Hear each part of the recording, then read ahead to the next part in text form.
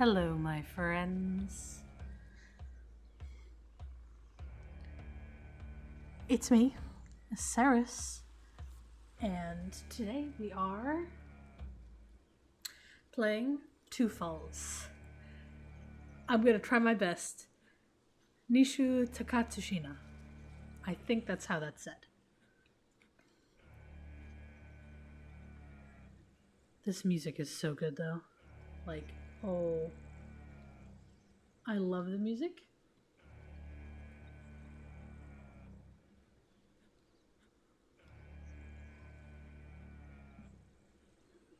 I'm sure if I played this, it's the kind of music that you get the bassy feeling in your chest. God, I love that. I love that kind of music. It's weird, but I hope you guys understand what I'm saying. This game came out on November 8th. I was scrolling through TikTok trying to decide what game I wanted to do, and the video from the developers saying that they just released their game after 4 years came out. And so, me being a good video game community member, especially because I love indie devs a lot,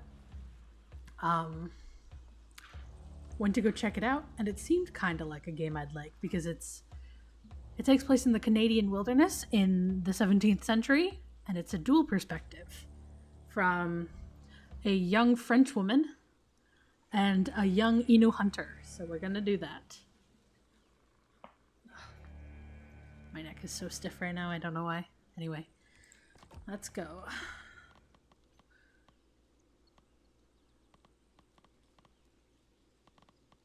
What are the controls? Typical WASD, cool. So standard controls. Good, we like that. Here we go. Oh, it's episodic. Oh, that's even better. We're gonna see how it is. I want to do each point of view at least one time. So we'll see how long each perspective is. And we'll see how many we can get through.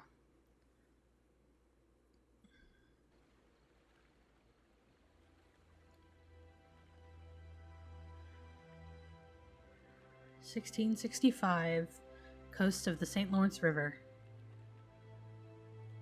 After the sinking of the Intrepid. In France, they called us Filles du Roi, daughters of the king. Most of us came here to start over, to live new lives, better lives, far from Europe's cruelty. It's a dog. I love him. All I found was death. I'm guessing that's our protagonist. One of them. She looks like the lady from the cover art.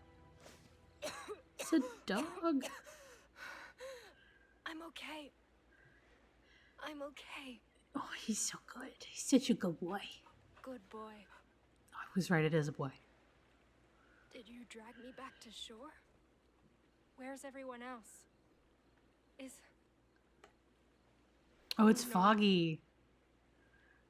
Hélène? Hélène, where are you? Thérèse! Marie! Anyone? Oh, poor girl. Oh, this would be devastating.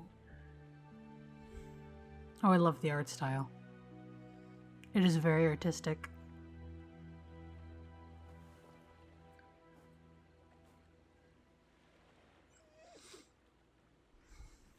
That's right. We can't be the only ones. We can't be. Come on, boy. Let's look for survivors. The synopsis said the dog's name was Capitan, and I love that. I'm from the Midwest. If I butcher the French words, I am so sorry. Did you find something? I'm from the Midwest. I currently live in the South. The captain's eau de vie. Your owner must be close. Almost empty. Was he drinking when the storm hit? Well, Here, it's a dog sniff. can you pick up the captain's scent? Ugh, that reeks. Can't believe sailors fought over this. Oh no! Forget it. Let's just keep looking. Is she a... Oh... If she's a priss, we're in for a long ride. Can I Is anyone out there? It's me, Jeanne. We got perspective. Ooh, I love that. I've been fighting with Power Wash Simulator recently, and Power Wash Simulator doesn't give you this. You have no body in Power Wash Simulator. It's very strange because, like, St. Catherine's Bay. Oh, Codex. Oh, this Capitan Jean.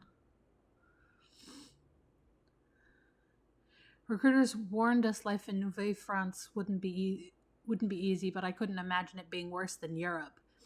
I lost my family at 5, survived the streets of La Rochelle alone until the Covenant took me in.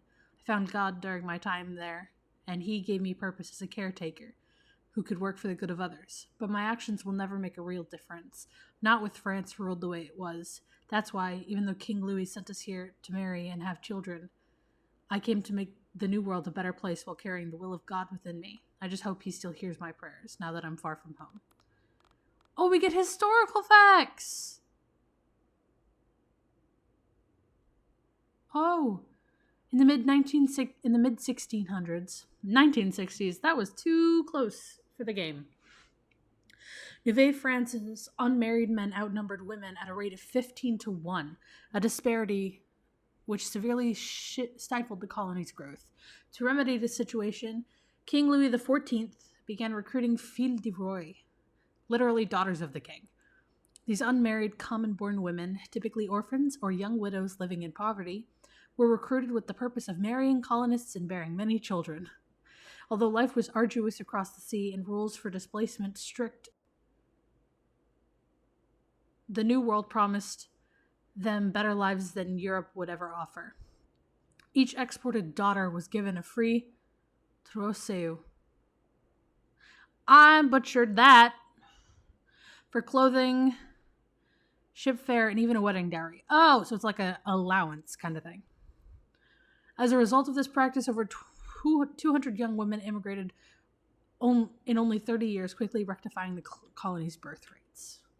I mean, if you're paying me to move, I might as well. Capitan!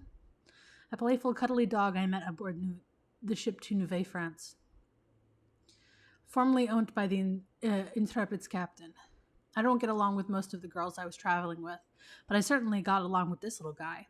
It's probably because we both shared this sort of pure, optimistic excitement to see the New World's wilderness. He's smart, even for a trained dog, and I often get the impression he understands my every word. Although I never learned his real name, he still comes running every time I shout Capitan. I wonder if it's because he thinks I'm calling out his owner. Historical facts.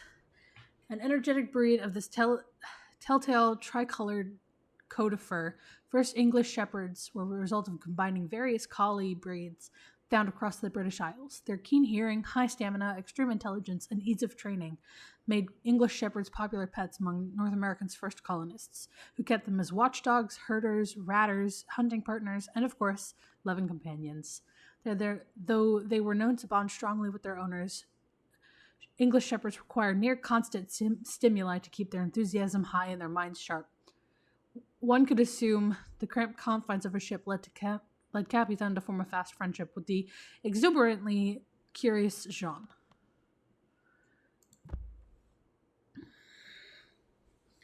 That's cute. And now we know what breed he is, too. Look at that. There's our guy. We literally have nothing from his point of view, but that's fine. We haven't actually met him yet. So. Ugh, everything's gone rancid. What are we gonna do for food? I mean, you have a dog. Let him deal with it. Can I pet him? Good boy. Oh, I love him so much.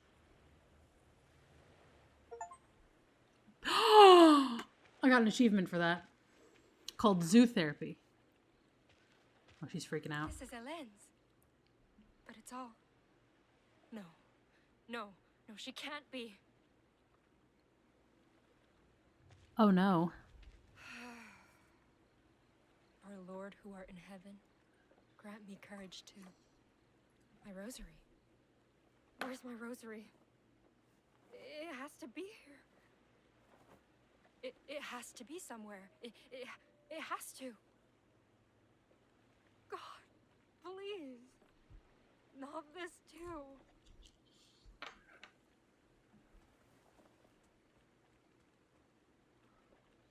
I blocked out all my knowledge of Christian practices. Do rosaries have to be blessed to be rosaries, or can you just have beads? Because I feel like we can make a rosary if we need to. God. That is a lot of blood. That's so much blood. That is a lot of blood. I don't even want to think about what happened. Jesus. That... Somebody was killed there. That's too much blood for a head wound. Or even, like, cuts.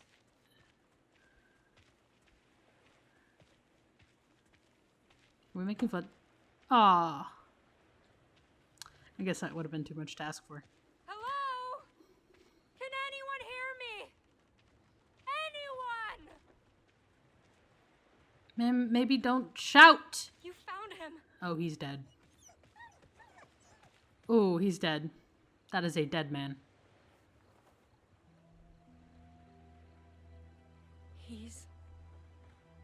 He's gone.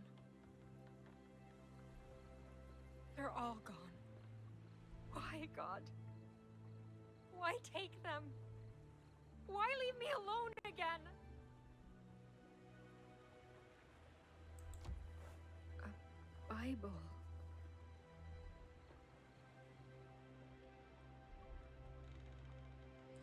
Growth. Some choices made along the characters' journeys will affect their outlook of the world.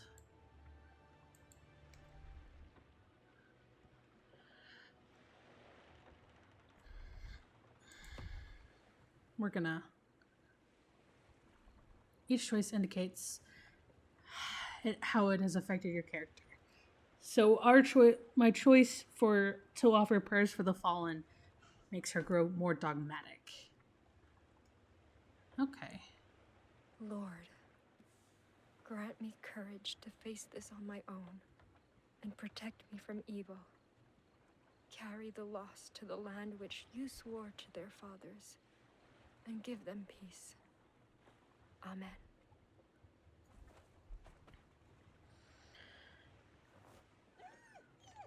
I know, boy. I know. Come on. We need to get help. I don't know how far Quebec is, but...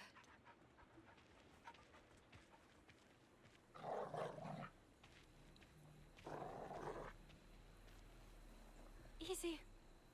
Easy. Oh, that's an image right there. Something's out there. It's the woods.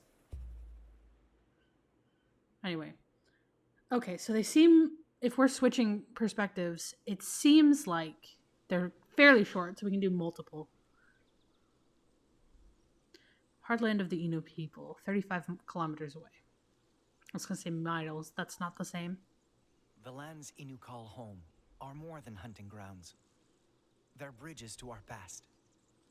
There, I walk the paths of my ancestors, track the same prey, cross the...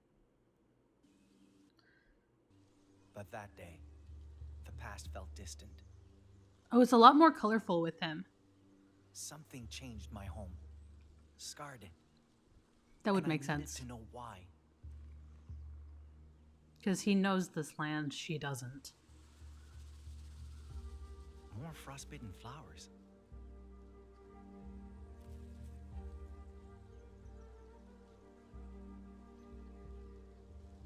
twin scolder too.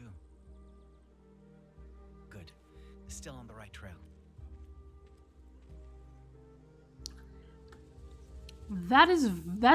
That's very odd. Why is there one frostbitten flower? Okay, we're going this way, I guess. But I was gonna say something, but Jean carried on. The whole forest feels off today.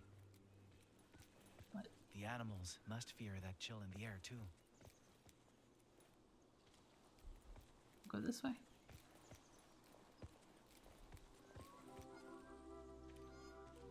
Oh, wow. Okay, that's super pretty. Maybe great-grandfather was right. Maybe the cold really is driving the caribou away. But then, what drove this cold here? That is a good question, my guy. Huh?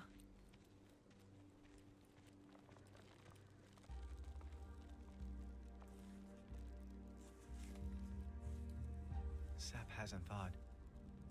This is recent. Need to be careful. Nothing I read about this game said supernatural, but, like, that's a very obvious boundary line. Yikes. If it turns out to be supernatural, I'm gonna have so much fun with this game. Frost alone can't cause damage like this. Something else tore through here. Something big. Am I gonna have to fight a bear? I don't want to fight a bear.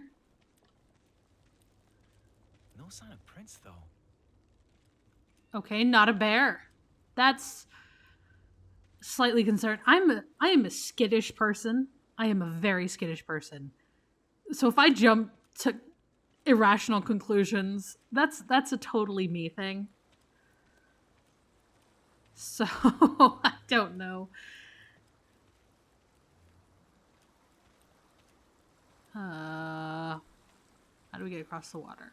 Not there. Oh. People prints.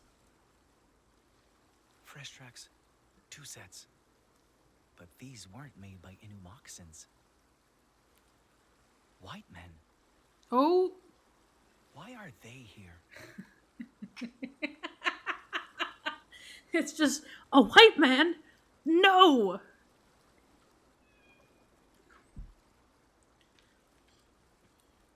Perspective. Ah.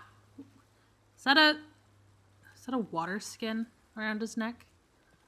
I don't know. We're running. Perspectives are interesting because I can never tell what anything is from the top. Oh no. Blood. What have you done? What have you done to our home?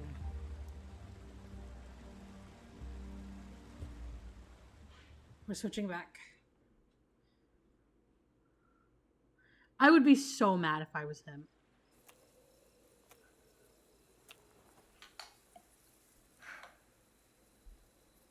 No use. The wood's too wet.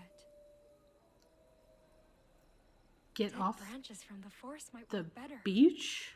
But Maybe? You have a dog right there. Cuddle with the I dog. pray for your protection. You are my hiding place. Under your wings, I find refuge. Protect me. Please.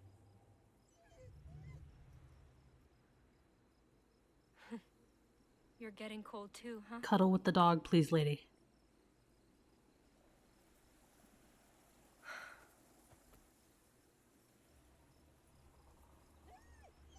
Boy. Where are you going, Capitan?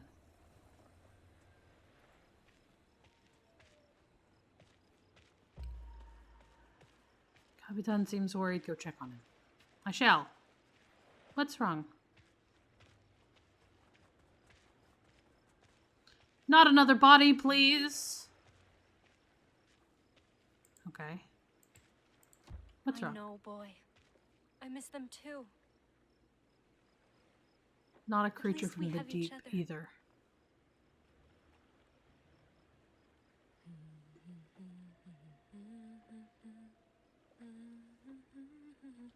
I can pet the dog. This game is top 10.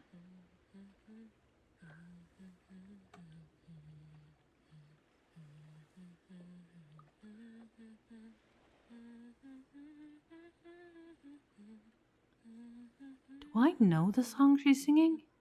It's familiar. I think I do. That's weird. I guess we... What's Jesus. That was scary.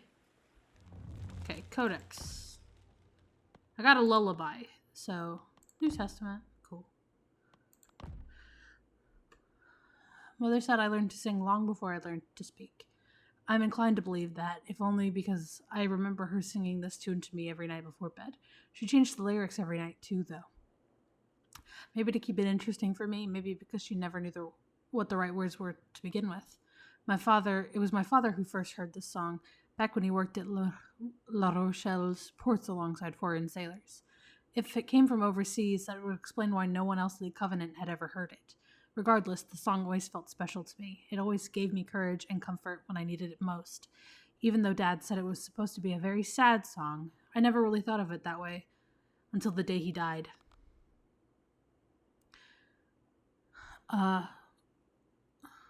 Yeah, I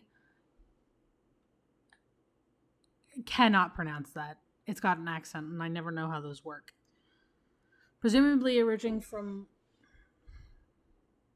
Is that just Swedish for island? I don't know. I think I'm wrong on that case.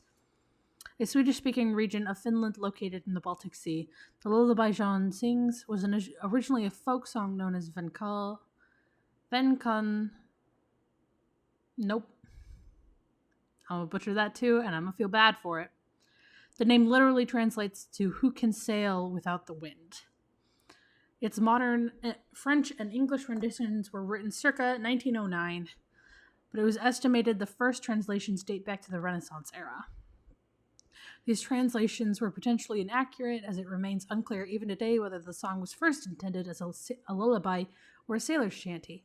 Other interpretations even frame it as a call and response tune, a dirge, or a composition intended for an operatic choir. As a result, each version's lyrics vary considerably, with its main themes even altering between baking, war, or life at sea. However, each and every version shares one unifying motif: the sorrow of losing a loved one. That's sad. What does she have about the New Testament? What does she say about the New Testament? The Holy Scriptures of our Father who art in heaven, which I found near the corpse of the Intrepid's captain. When I hold this book tight, I somehow just know God can hear my every prayer, same as if I held my missing rosary. An old nun from the Covenant once punished me for peeking at a Bible's pages when I was young, saying it was blasphemy for women to read it. The mind of a lady will tarnish his guidance with false interpretation. I remember her screaming that while beating me with a leather strap. Hopefully his guidance will stop something like that from ever happening to me again. I forgot that they did that. That's part of the reason I left. Anyway, Mikan. Great-grandfather always told me that the ways of the Innu are founded on respect and shared knowledge, not just of the territory we inhabit or the lessons passed down by our ancestors, but of each other. No matter the hardships faced or the harm done, forgiveness will teach a better lesson than hatred and keep our home a place of beauty, of life. I believe in those lessons, I truly do. I just worry they won't be enough to let me trust the white men. Can't say that without picturing the meme again. I have seen what they are capable of, felt the pain they've caused. My home shed tears of the wounds they left. But I need to do everything in my power to stop more of those tears from flowing. Historical facts. Hailing from the Quebec-Labrador area, Innu are nomadic hunter-gatherers with deep spiritual ties to their territory and an affinity for humor in their stories. This trait led anthropologist Sergei Picard to call them the Laughing People, although the Innu actually means free men in their native tongue. Traditional Innu life relies on the on a cycle of travel that matches the cycle of the seasons. In autumn, they stock up on lard and meat by hunting bears as they track caribou. In winter, they hunt caribou for food, clothes, tools, and more. Come spring, they head back south together with other families, feasting on migrating geese and salmon while they travel. Finally, summers are for celebration. Fresh fruit is abundant, weddings are held, and supplies for fall are gathered. I like that. Great-grandfather. I wouldn't be who I am today without great-grandfather's teachings. As a medicine man, he taught me where to look for plants that will soothe nausea and fevers, how to prepare them in concoctions, or thank Mother Earth for providing what we need. As a former hunter, he taught me how to build my first knife, how to track down and skin caribou, and why we ought to honor every creature that provides us food. As a storyteller, he taught me connections to our history, tales that formed my morals, and ways to laugh when life is hardest. We may not be related, but he still treated me like family, same as everyone else back home. That's why all of us, young and old alike, call him our great-grandfather. Historical fact. Though their exact responsibilities vary from culture to culture, elders play integral roles regarding the preservation and prosperity of indigenous communities. They act not only as healers, leaders, or spiritual guides, but also as keepers of ancestral knowledge and transmitters of oral history, allowing traditional practices and values to endure throughout generations. Much of what we know today regarding Native North American culture survived colonial epidemics, erasure, and ethnocide thanks to the efforts of such elders. One thing to note is that elders can be of any gender and are not necessarily elderly, merely esteemed figures who carry significant wisdom in their respective fields. In modern days, even younger activists, artists, and historians may be regarded as elders, as their work contributes to the continued preservation of a nation's values and intergenerational solidarity. That's cool. The place my family calls home and the path to our ancestral hunting grounds. Its name means bosom, and we call it this way because of the two round hills on its western coast. It's a fitting name for those fertile lands where Mother Earth nourishes us all. Here, ice from winter fjords travel downriver, and we harpoon the seals that rest upon it. Here, we hunt geese returning home in spring, following the water to hunt autumn caribou up north. Here, I follow the paths my ancestors have walked and forge new ones for those who will outlive me. Here, the white men have settled, begun their trades, built their colonies. With each passing year, we feel their presence stretch a little further, and Mother Nature's bosom nurtures us less and less. The first trading post in Nouvelle France was established here back in 1599. Founders hoped this prime location at the confluence of the Saguenay and St. Lawrence rivers, the intersection of many native territories, would greatly benefit the fur trade. However, rugged land, fierce winters, and frequent attacks by hostile forces proved too severe for most European settlers. As a result, French commerce would not flourish until several decades later. Through exchanges between Innu, Mi'kmaq, Maliset, and other native nations remained prosperous throughout.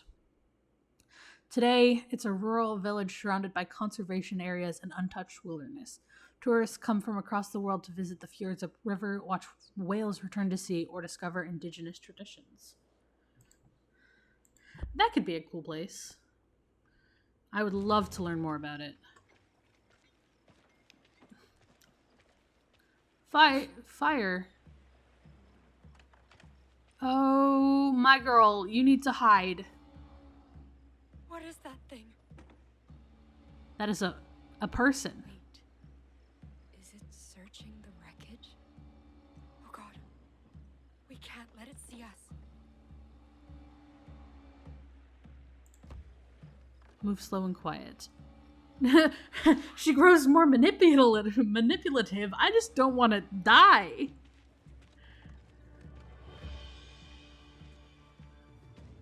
And I know that fast movement attracts more attention than slow movement. Boy, no. Dog. Stay, please. Please, don't. Boy, no. Oh, Capitan. Come back, you stupid God, dog. it's coming. It's a person. What do I do? God, I'm begging you. Don't let this happen. Please, please don't let me die.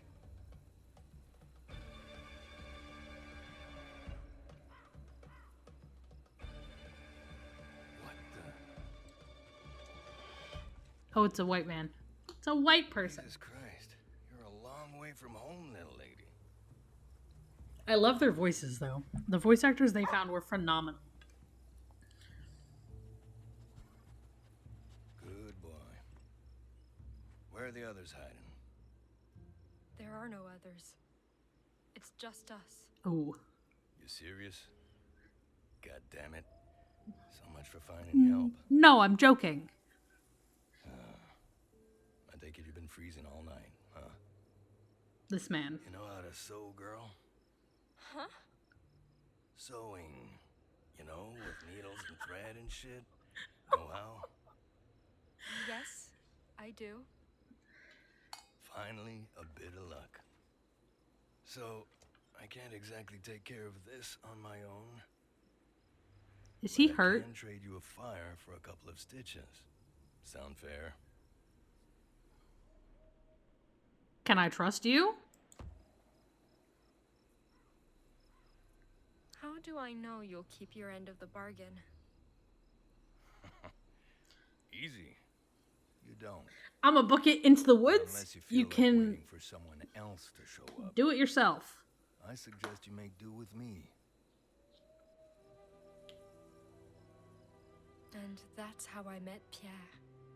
The man who saved my life. The man who started all of this. I feel like everyone should know how to cook, should know how to sew, and should know how to start a fire. I am 2 for 3. But I live in Florida where A good everything's friend always once told wet. me, never let fear or hate prevent understanding. But that day, I didn't want to understand. Oh, he's angry. They wrecked the flowers! How dare you? I wanted to wake up from a nightmare they created. Oh, the vignette in the corners is really nice.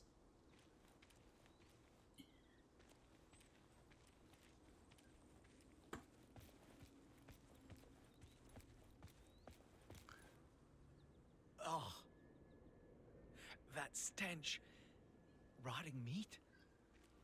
Please be a body and not an animal, because I feel like that would piss our guy off here. Oh! No! Oh no. That's not an animal I was expecting it to I'd be. seen death before. But this was something else. Something worse.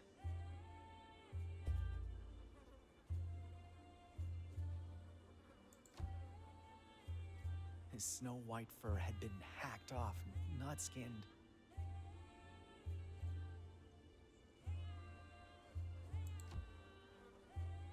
I could taste his agony amid the stench, see it in his eyes. His spirit was crying out in pain, begging to be freed from that decaying prison.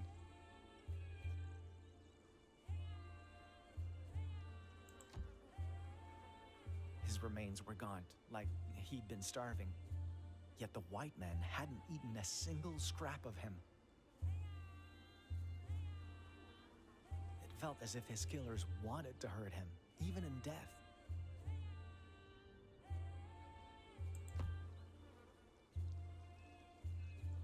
Oh Forgive me, no. Wolf. I wish I could give you the peace they failed to. Great-grandfather may know how to slow your rot, but... Huh? Oh, I feel so bad. I don't even know. Because I know things like that are so bad for people who, like, are spiritually connected to nature. Like, good grief.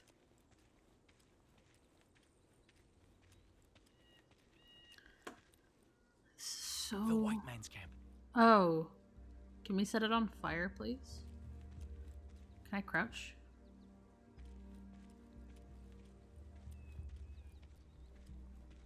Frost.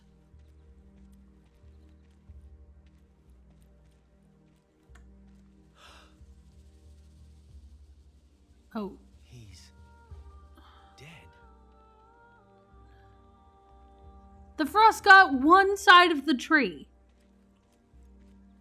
I'm leaning toward ghosts or a very angry nature spirit. Huh. He froze to death, but it wasn't slow or gradual. More like he was mauled by cold. Cold doesn't do that. That's odd. His moccasins are gone. Stripped bare and left behind, just like the wolf. Is this one Someone of else us? was here, and he robbed this man.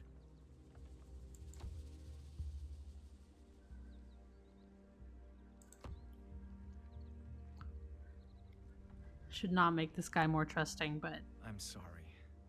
You don't deserve this any more than the wolf does. A hunter told me white men do this to help the dead rest. Poor guy. I hope it makes your journey easier.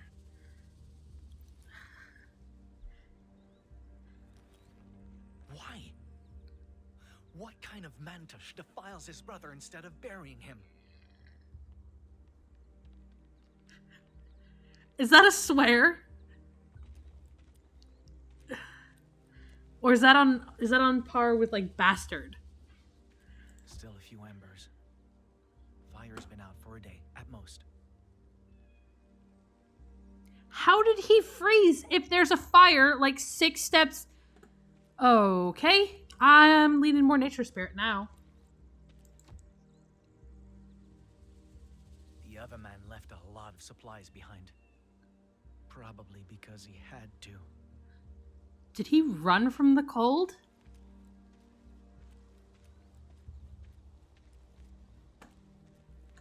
Good grief. A tanning rack. Must have been used for the wolf's fur. But it's gone now. Likely taken by the other man. He looted the camp, left his friend's body laying here, and ran off with the white wolf's hide. Now then, where did he go?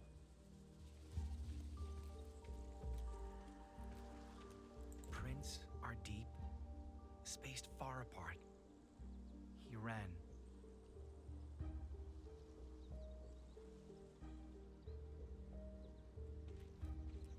This is a very weirdly set up situation. Especially because nothing else in that camp was frosted over except the tree with the guy.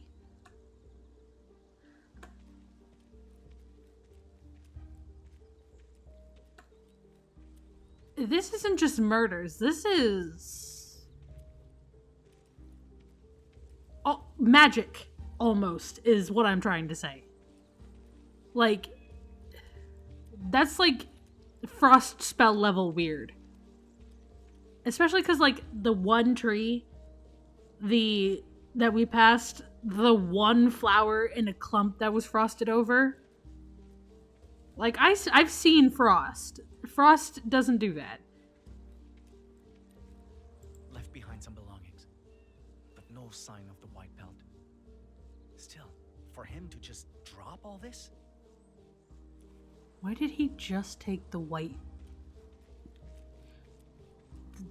pelt? Why did he just take the wolf pelt?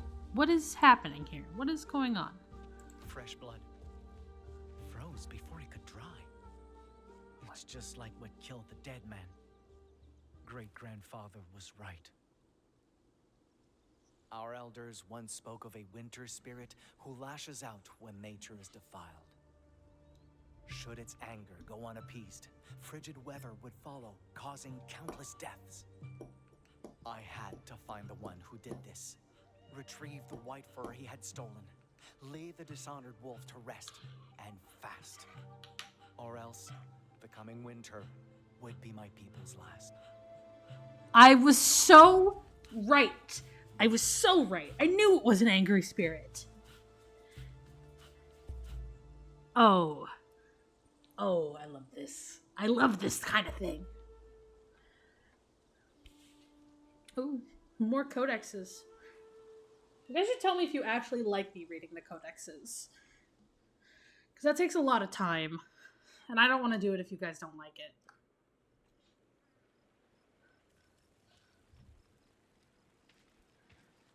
The other girls told me stories about men like him. Called them swashbuckling heroes. Men who could conquer the new world's wilds and beasts.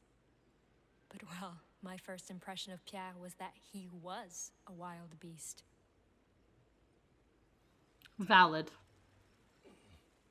He didn't exactly All right, all done. show up very well. Don't strain or the stitches might break. Much obliged. Still can't believe you thought I was a werewolf, though.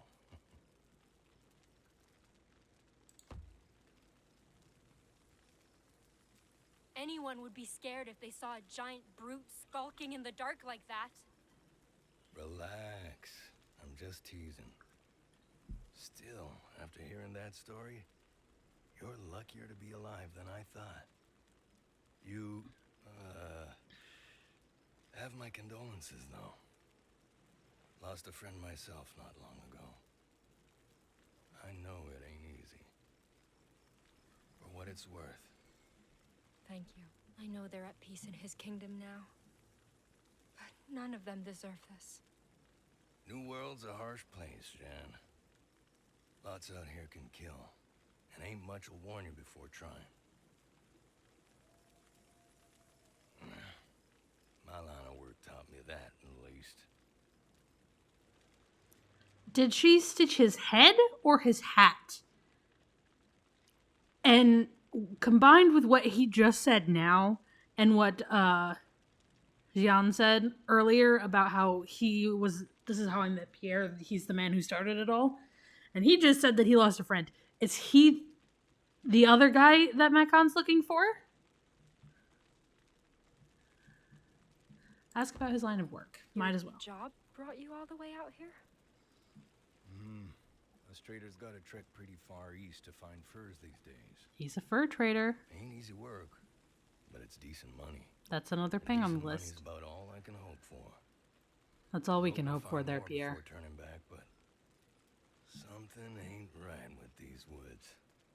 It's like every damn tree's breathing down my neck. Sooner I'm back in Quebec, sooner I sleep with both eyes closed. Maybe not You're headed him? for Quebec? Oh, thank you, God. This is perfect. You can take me with you. You kidding? No way in hell I'm doing that. Hike from here to Quebec takes weeks, woman. And I'm already lugging twice the load I oughta. Having you to worry about on top of that would be a goddamn death sentence.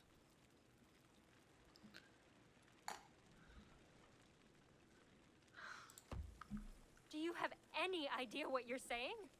I won't survive here all alone. Shipment of soldiers, Carignan Salier or some shit, ought to sail by here in about a week. Wreckage this size is easy to spot. So signal them clearly. They'll probably stop to sail you home. What do you mean, probably? Probably. You want me to wait here alone, on the off chance the military maybe stops to help me? If they don't stop, I'll die, Pierre. Lower your Look, voice, please, I get lady. your point, but it's Don't still yell in the safer woods. here than out there, okay? Oh yeah? Then stay with me. We can both take the ship home. Yeah, I can't do that. Why not? Why? Doesn't matter. Point is, you can't come with me. Is it because you killed your friend, Pierre? Is it because you robbed your dead friend, Pierre? Is it because you pissed off the nature spirit, Pierre? I like that I'm just Trying making to this. use me as bait? I'm trying to Beg make this pardon? woman very You shit strong. said the woods weren't normal. Like something in there was stalking you. Ooh. And you're asking me to stay here, even though something like that is out there. I thought that said comfort You're him, not not trying to confront lie to me him. so I get eaten first. It doesn't Yikes. show. I know you're scared, but your odds won't be better by coming with me. I think they're all gonna There's die carnivores here. out there, Jeanne. Iroquois, lawbreakers, you name it.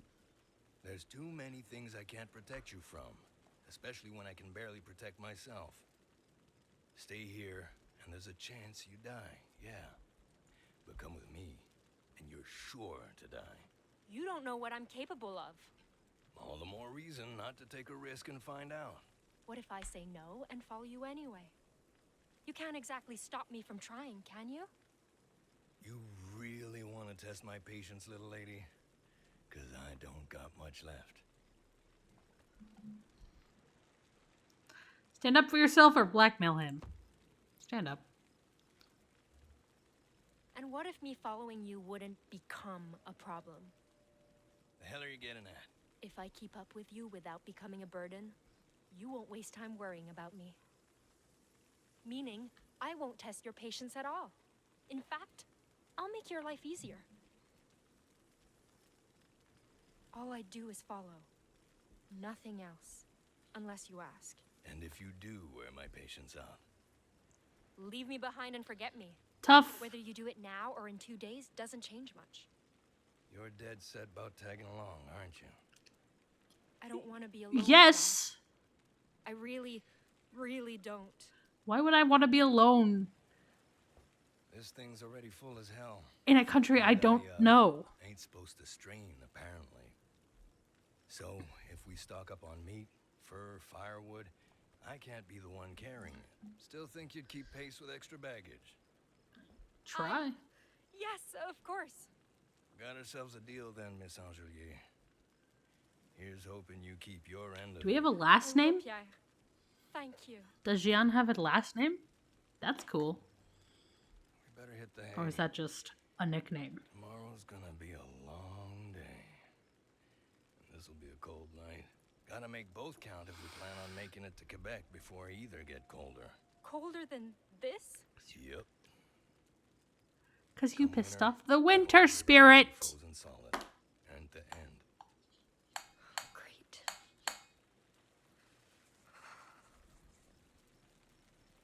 She needs a coat. Here. Friend of mine bagged this one. Always said he'd rather own fur this white than sell it. But, well, he ain't around no more. Am I 2 for 2? So someone may as well put it to use for him. This is the most expensive pelt I've got, girl. And unlike him, I plan on making good money off it. You keep it safe, I keep you Dude. safe. Got it? Got it. I knew he was the guy. And I knew about the winter spirit. What is... I am clairvoyant. Ooh.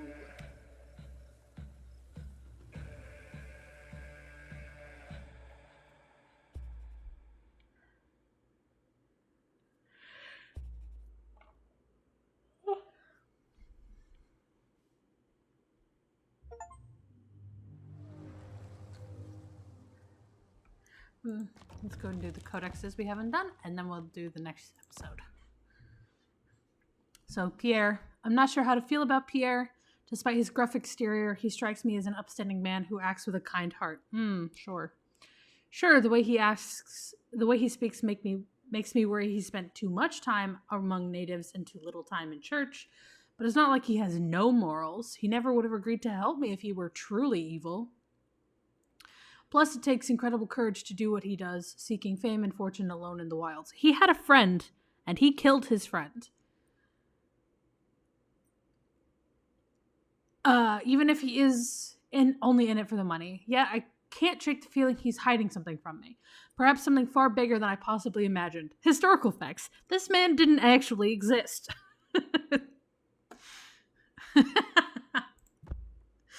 Or...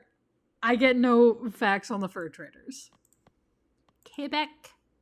Oh, did we do St. Catherine's Bay? No, we didn't. The site of the Intrepid's fateful accident, the place where I first set foot in Nouvelle France. I used to think that the new world would look something out of a fairy tale, but my first night on that beach felt like something that crawled straight out of my nightmares. The stony shores were sharp as fangs, and the wind blew loud as distant screams. Worse yet, every time I peered into the forest, I swore I saw something moving in the shadows, stalking me, hunting me. I'm beginning to understand why the king's men paid for us to come here. A rocky beach framed by dense forests, one of the first treaties between French settlers and the native nations occurred in this location.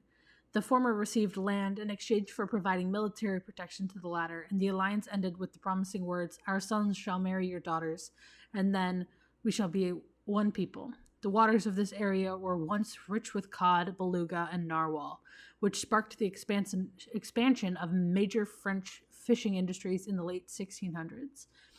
Though hunting excesses soon reduced the supply of freshwater fish to nearly nothing. A coastal village was built soon after these first fisheries were established and still exists to this day.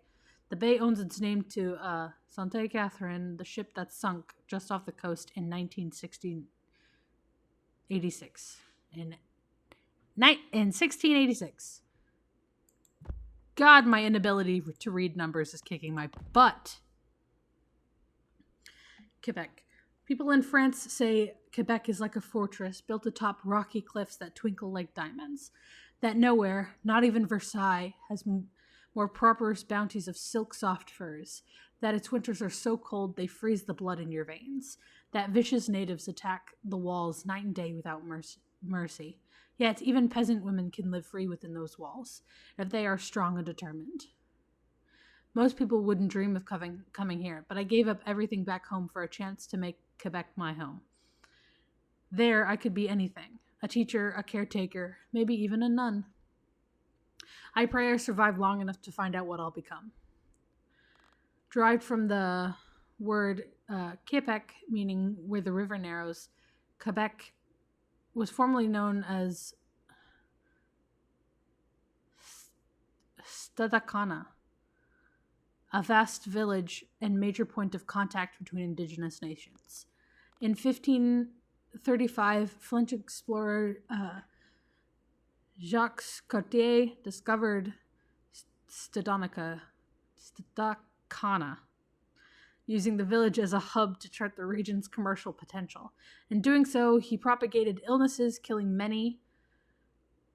Furthermore, Cartier kidnapped villagers before departing, hoping they might convince King Francis I of this new world's untapped wealth. These prisoners never returned home and perished in France. Oh, that would kill me, dying away from my home. Ooh. Hang on. No. It would kill me, the thought of dying away from my home. There we go. That's better. Can't kill me if I'm already dead. In 1608, colonial administrator Samuel de Champlain returned to Stadacona. I'm never going to say that right, am I? Stadacona. Only to find it deserted and destroyed. Roanoke? Presumably, epidemics culled native numbers so dramatically they could no longer repel neighboring war bands. Seeing the area's rocky bluffs and strategic location as assets, Champlain established a new trading post upon the ruins, eventually transforming it into Nouvelle France's first true city. The settlement soon became the target of vicious raids, which lasted several decades. Oh.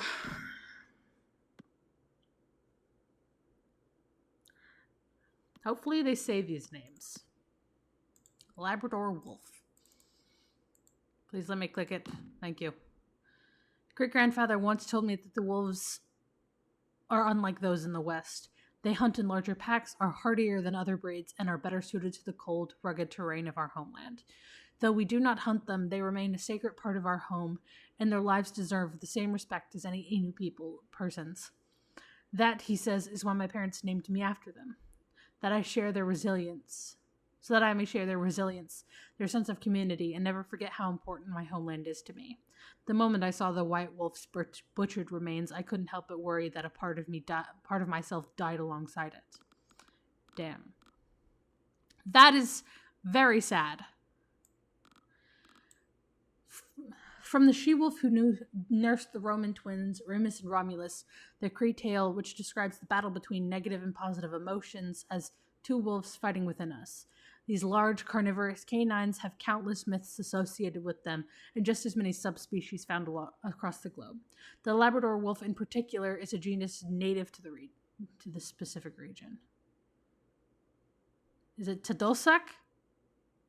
I think so. Considerably larger than most Native American breeds, their grizzled furs range in color from dark gray to stark white, helping them blend into their rocky, wintry environments. Much like the Innu themselves, they mainly subsist on caribou, which they hunt in large groups, isolating targets before circling them. Good grief. Biting their hindquarters till they are too hurt to flee or fight.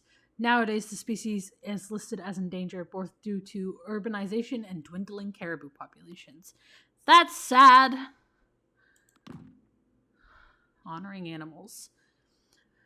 One thing white men can't seem to understand is that the land does not belong to anybody, we belong to it. Truer words have never been written. The reason Innu live in harmony with nature and the reason nature continues to offer us so many resources is because we treasure every part of it, treating every living thing within with the utmost respect.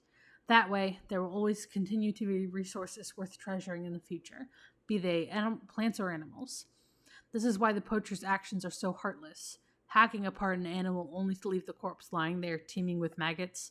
It's the same as defiling the remains of his own family or the future of his children. And something tells me he'd stoop to that if it meant satiating his own greed. The winter spirit. One year, when great-grandfather was a child, our community was stricken by the worst winter the Innu have ever known. Snow fell before the autumn leaves turned yellow. Ice tore apart full-grown trees. Hardy animals froze to death, and spring arrived at a time we would normally have welcomed summer. This, the elders said, was the work of the winter spirit. Though it is not evil, it is a fierce protector, a trickster who teaches harsh lessons to those who indulge in greed, dare take nature for granted, or believe themselves superior to it. How the spirit will punish these heartless white men, I do not know, but the consequences of their actions stand to harm everyone upon this land, if nothing is done to right their wrongs.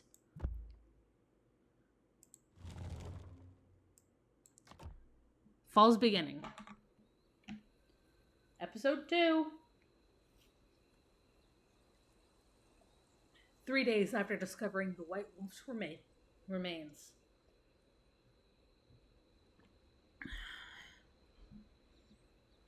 Good. These are definitely his tracks. Seems he headed for the bay. I'll be back soon, great-grandfather.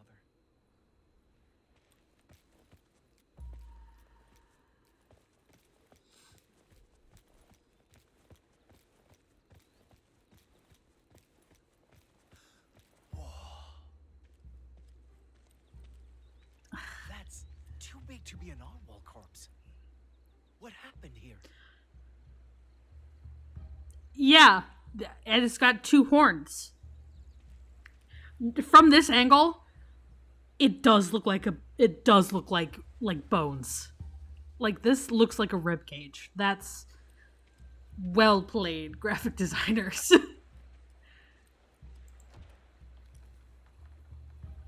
Looks like the marks our hunters leave when they drag caribou through snow. But whoever did this was dragging something else. Wasn't this where we found the captain?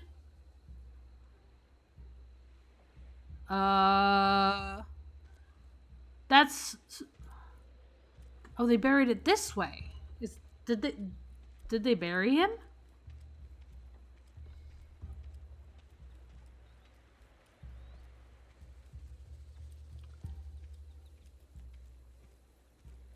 Maybe not.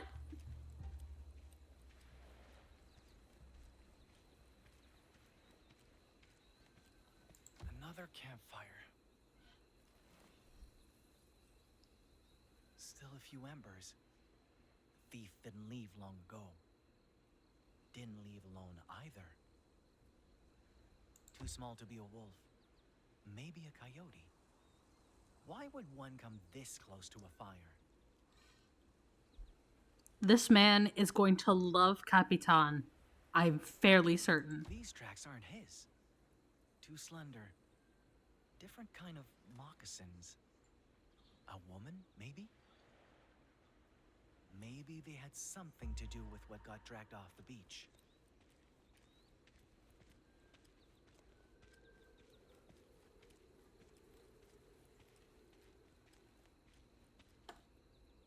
He stopped dragging it. Did he pick it up, maybe? The body? Because I'm fairly certain it's still a body. Hey! They did bury it. Is that? Him. It's not an it. It was a captain. White man's grave. Barely a day old. Did he dig it? If so, maybe I misjudged him? I mean, he did take the wolf's pelt, but...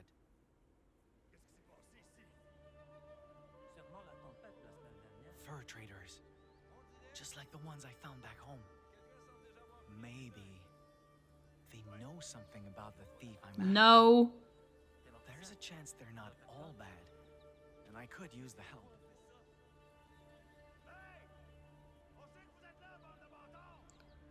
Can I...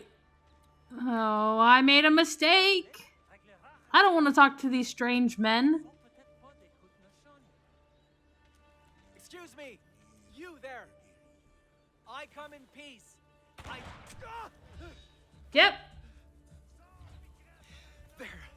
They're trying to kill me! Run, kid.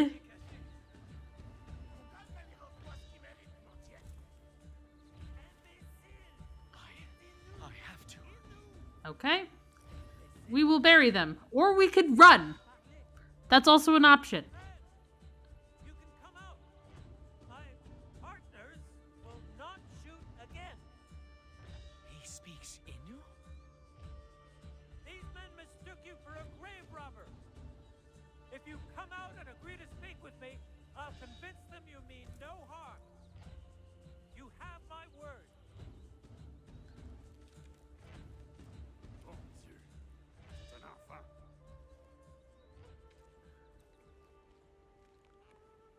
Thank you for your trust.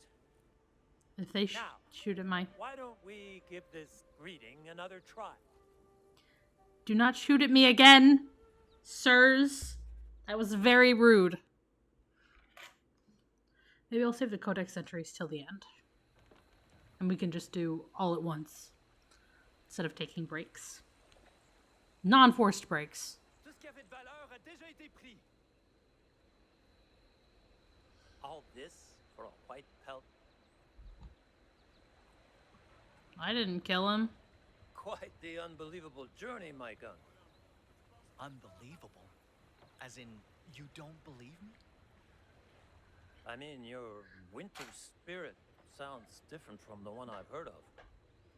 But I can't deny the cold. And I don't know many Innu who'd come this far just to lie. Still, your name means wolf, and you're after a wolf's pelt?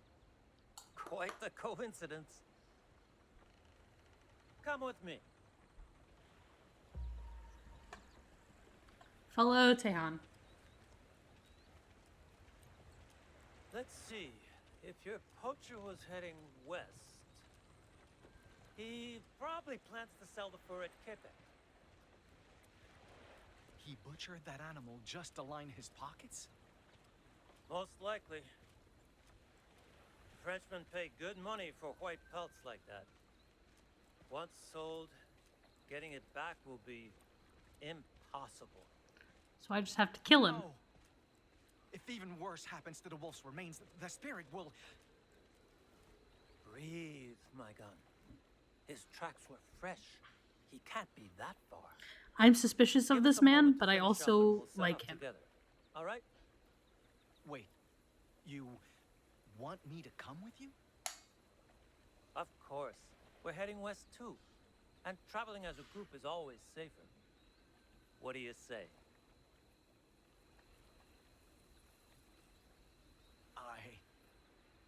I can't. I'm sorry. I had a feeling you'd say that. Let's continue our talk in private. I don't trust this man anymore. Try to change your mind. But there's something you should know about them, and it could save any lives. Huh? Je pars dire adieu à notre ami. Je reviens bientôt. Never mind. I am so torn on this man. Like, I want to trust him, but I also don't trust him.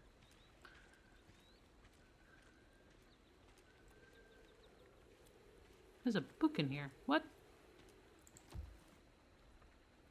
That's a card, a playing card. What's this? Almost looks like painted tree bark. But I can't tell if this is supposed to be a person or a spirit. It's the King of Diamonds. Let's not leave it lying around. Last thing I need is another spirit's grudge. I'm collecting all the cards. If there are multiple cards, I'm getting all of them. Can I? Oh. Take a seat when you're ready. It's very pretty. So, what's this something I need to know? Got your attention, eh? Let me ask you something. Why would you rather travel by yourself than be near their kind?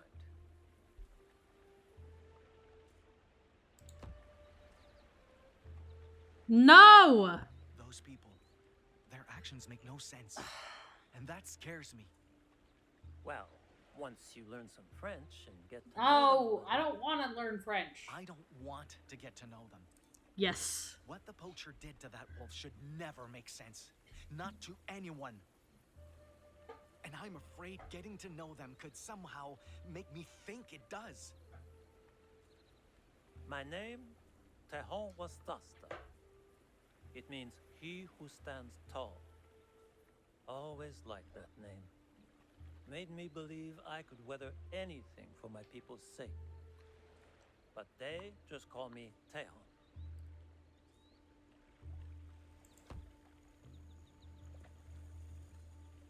Do they have trouble pronouncing your full name?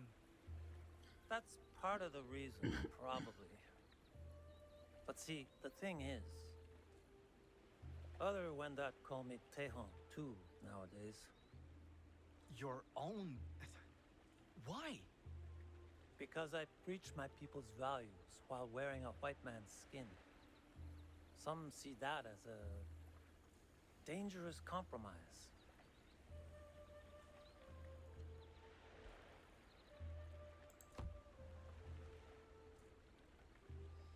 Don't you work with these traders to help your people? I do indeed, but things are a little more complicated than that. Are they? Are they Us really? Wendat were once tens of thousands strong, thriving through alliances with other nations. We thought white men should be such allies to help us grow and fight back Haudenosaunee. But their greed caused plagues and famines, destroyed nations and families, brothers and sisters. The ones in black robes did even worse. That's why many Wendat loathe the fact that we still work with them. But we do it to survive.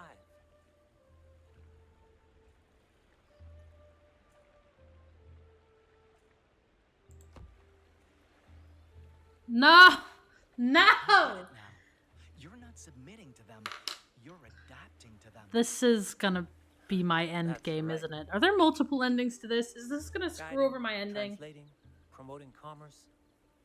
It lets me keep avarice in check and fur trades fair, all while preserving Wendat values. I'm still not coming with you. Not a perfect solution, obviously, but it lets me stand tall for my people. And I'd rather struggle doing that than suffer doing nothing. It's easy to let fear get the better of us when it comes to them.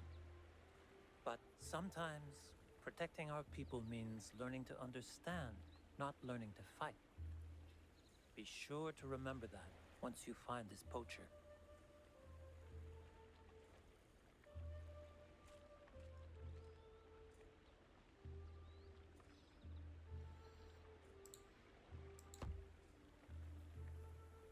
Thank you.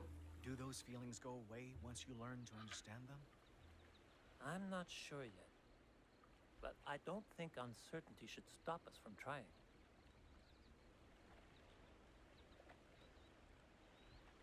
That said, there is one exception.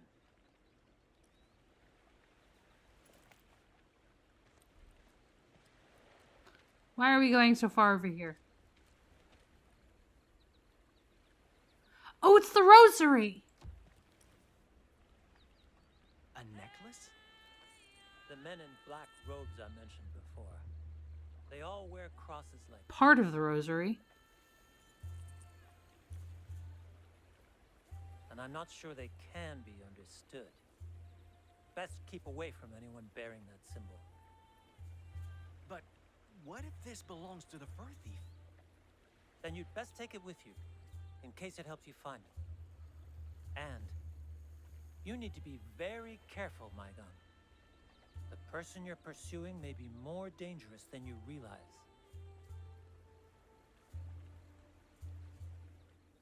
There's a truth in that. Hmm.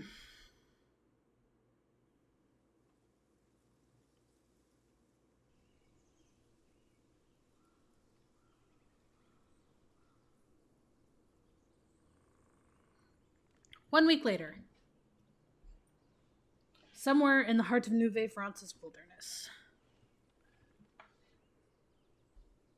I learned two things from traveling with Pierre.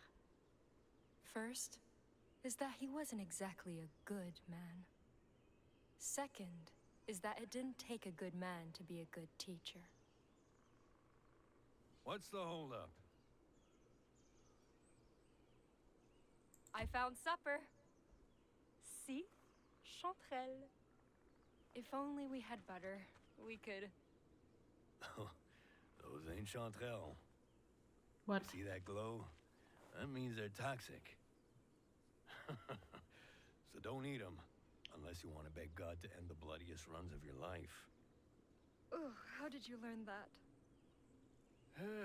Personal experience. Oh, God. Anyway, come on. I think there's a good place to set up. Still not wearing the coat. Oh, we don't have a coat.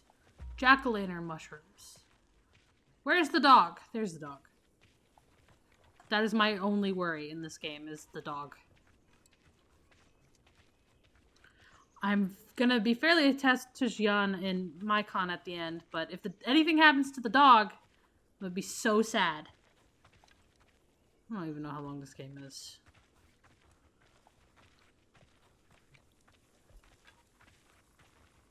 It's very Life is Strange-esque, but I like it. Yeah, To be fair, I like the this Life is should do. Strange games too. What do you think, boy? You like this spot? Yeah, of course you do.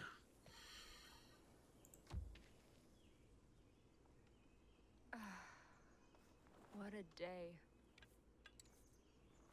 How much longer till Quebec? At this rate, a few more weeks, maybe a month.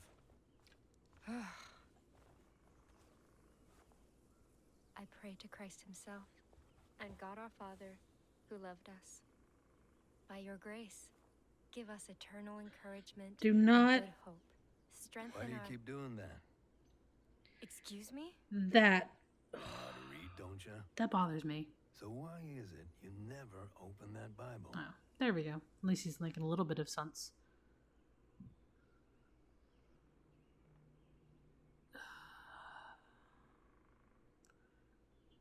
I don't agree with the left click.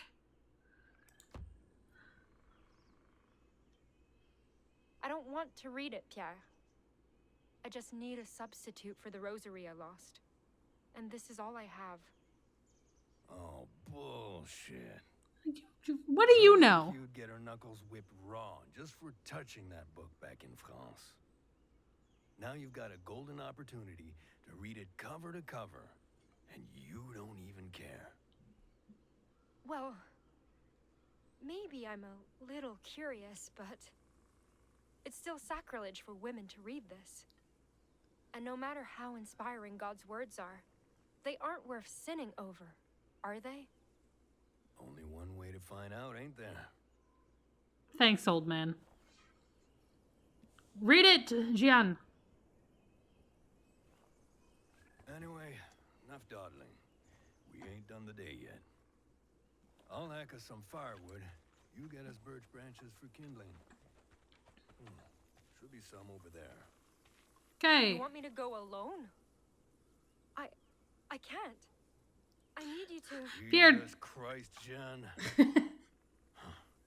Just because we made a deal doesn't make me a goddamn butler. Fine. So, either get your shit together You and learn rude to pull man. your weight, or piss off. I think he's so... I'm making myself clear. Yes, sir. Don't call him that. Good. Have some backbone. Can I get under here? Yes. I thought for a split second she was going to vault over that and was very confused as to how she was going to make that happen. Can't believe the way Pierre treats me sometimes. And what's with him trying to make me read the Bible? Sure, it's tempting, but... Oh, good to know that people never change. She's complaining to her dog the same way I complain to my cats.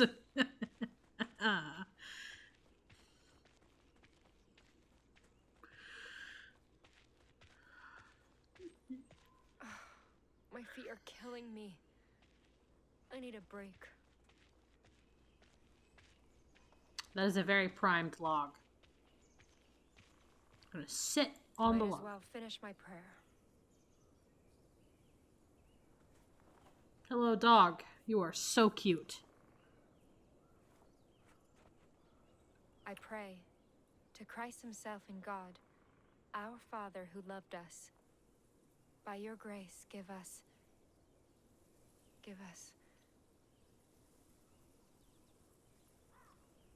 It really is quiet out here. Maybe I can take one look. Just to make sure he hears me. Nothing is gonna happen to him.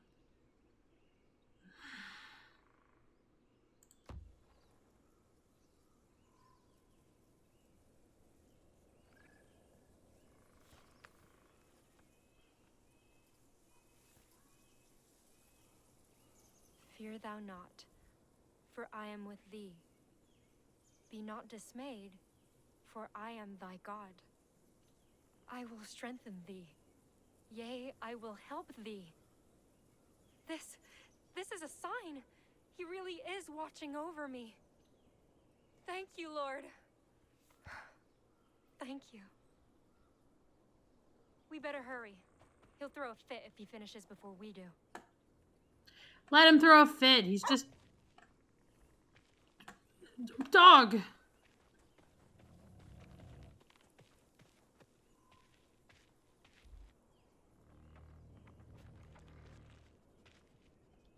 What?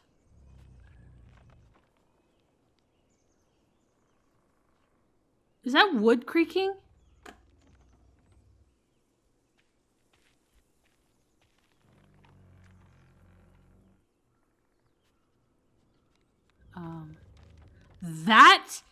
That is gonna fall. I'm gonna walk under there and it's gonna fall on me.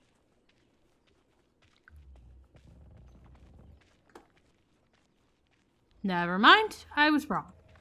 But I had no faith in that. Hello, good boy. Oh, no, it's just the light. I was like, heterochromatic dog? No, it is just the light. Hang on. I think I'm picking my mic. So I'm gonna... Nope, I think I'm good, actually. Checking my volume levels.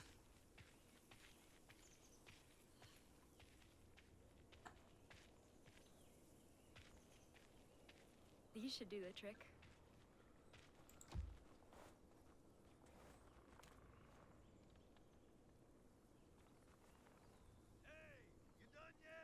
good grief. Almost!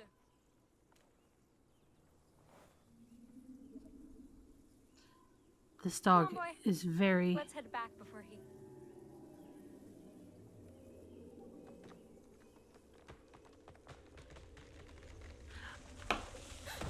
I knew the branches were going to come down. I'm fine. I just... I'll have to look another way back.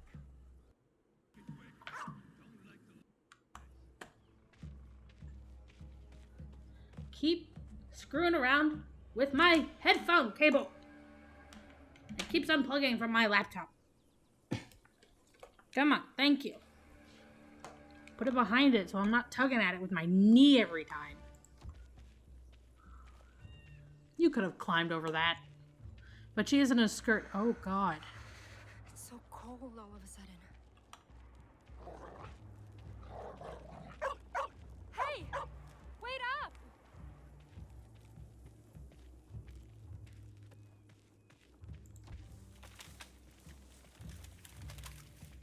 Boy? Where'd the dog go? Frozen solid. How is that even possible? Okay. This is weird from her perspective. Because it's so foggy and eerie. Captain! Can you hear me? Where did the dog go? Did I go the right way? I didn't think I could have gone another way. What in the world? Yeah, I'm with her. What? Weren't we just there?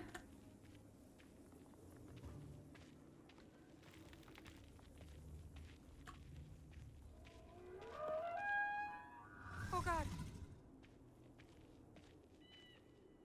Oh, caribou. That was a caribou sound.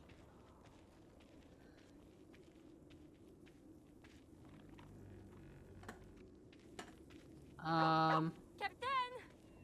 Is that you? Where's the dog? Where's the dog?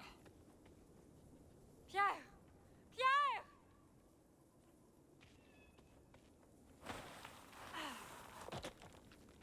Christ, there you are. The hell happened out there? I don't know. All of a sudden there was this mist and... Shit, did it follow me? Yes, it did. Hello? What do you mean? You need to run fast and far as you can. Hide somewhere and wait. I'll find you. But what about... There's no time. Either jump or I push you. Now, woman! Go. We're running.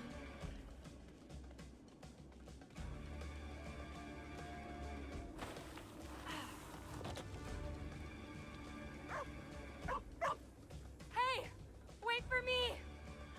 Do not try to... Captain!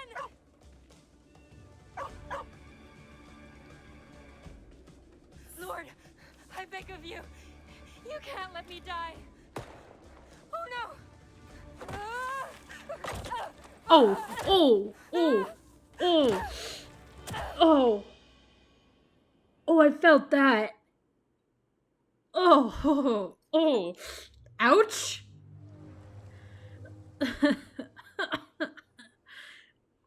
Ouch. We got new codex entries while we sit and soak in whatever just happened. Jack-o'-lantern mushrooms.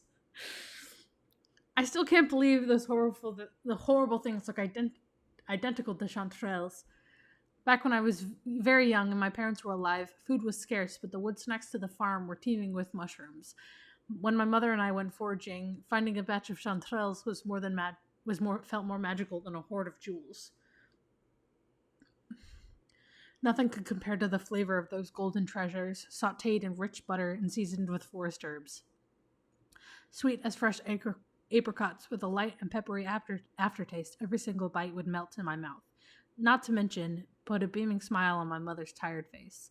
That memory alone will always make chanterelles my favorite food. Known as known as jack-o'-lantern mushrooms. I'm not good with Latin. Are vivid orange fungi that typically grow along tree bark. Named for their bioluminescent properties, the mushroom's gills emit a dull green light when exposed to darkness, and can do so for up to 60 hours after being picked. This is meant to attract nocturnal insects who then disperse the spores across larger surface areas for more mushrooms to grow. Despite their resemblance to chanterelles, jack-o'-lanterns are not recommended for human consumption, as they contain toxins known to induce cramps, vomiting, bloody diarrhea, or worse. Though not inherently lethal, complications from these side effects can sometimes lead to death. Ironically, medical researchers have determined these toxins to have considerable antibacterial properties, which could potentially be refined into alternative cancer treatments. Of course they would. Of course.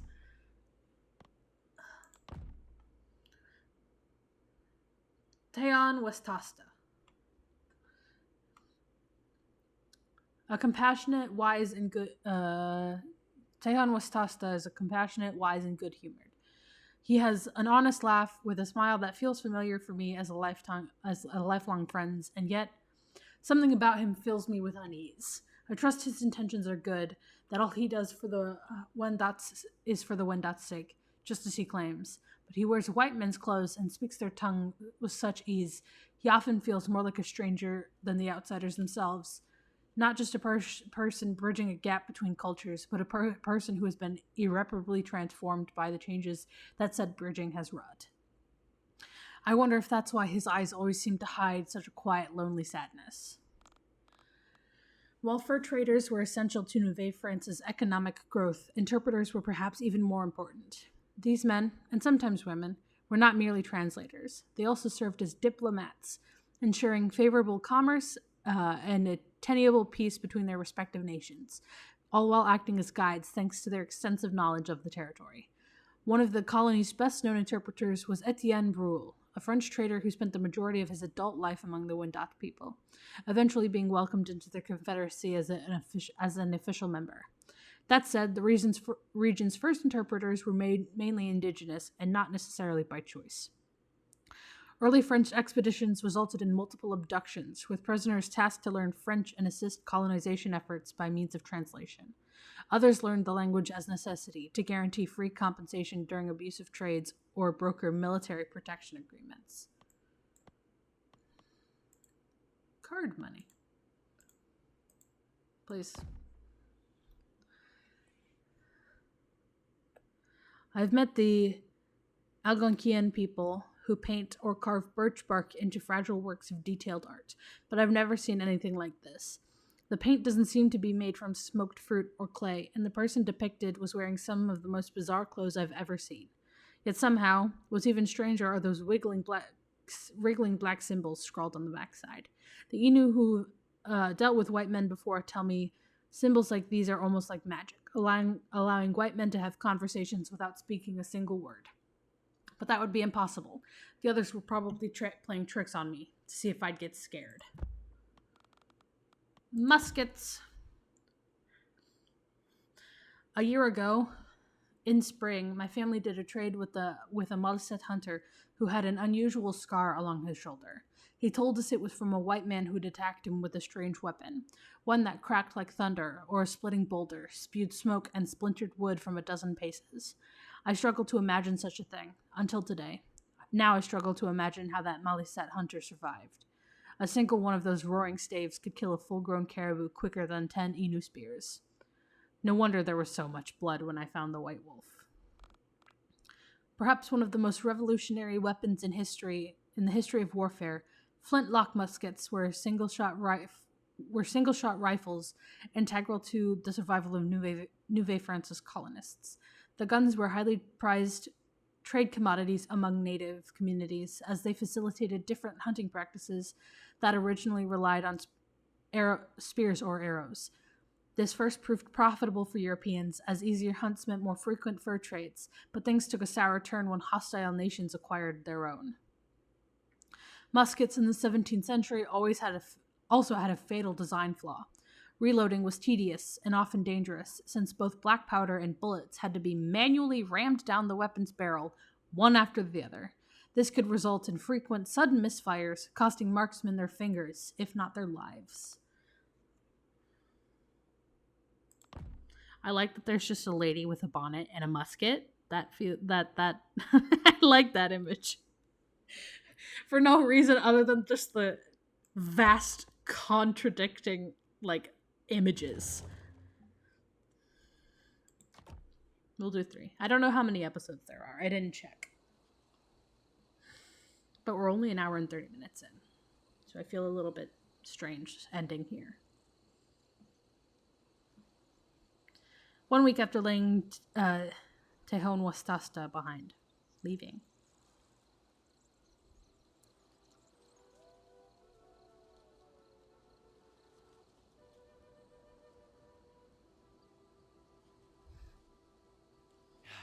Perfect.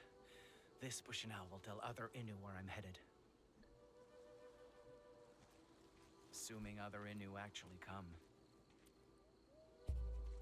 I love the use of actual indigenous Innu words. When I was young, I thought survival meant making the most of everything nature provides. But traveling alone reminded me survival is more than just, well, surviving. It's about connection to culture, history, people, even life itself. And those connections are everywhere. Oh. The tracks of roaming caribou, who feed us in winter, clothe us all year round. 2 codex entries. Flowers. The familiar sight of a blooming yarrow great-grandfather uses to cure the ill.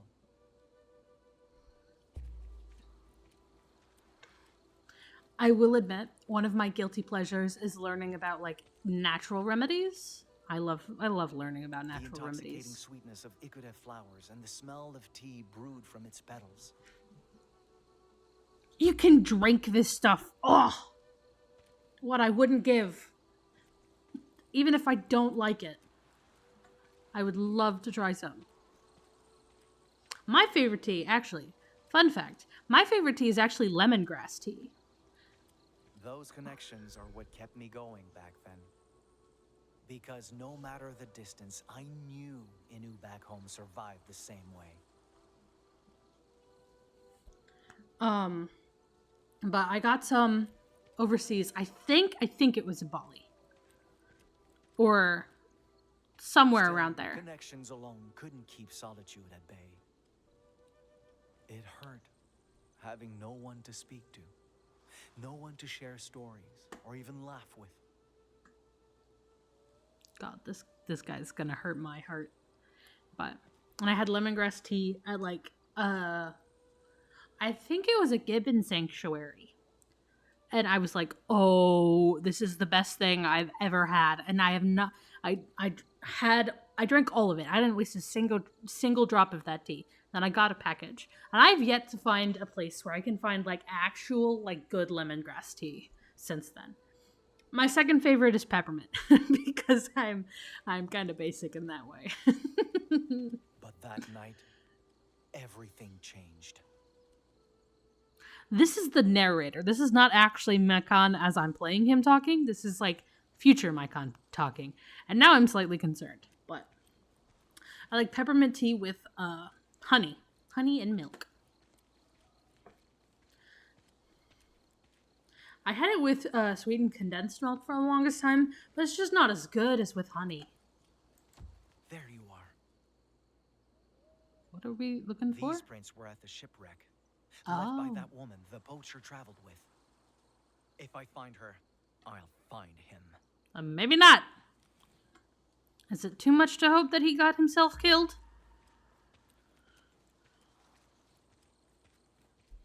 Because I'm torn on Pierre, too. He's helpful, but he's also just not very nice. Go this way. Just give me a better vantage point.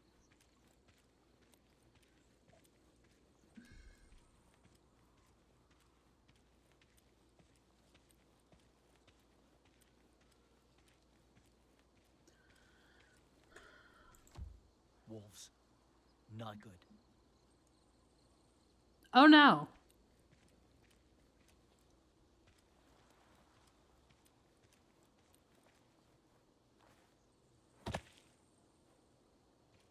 So she sort of falls and he just leap of faith.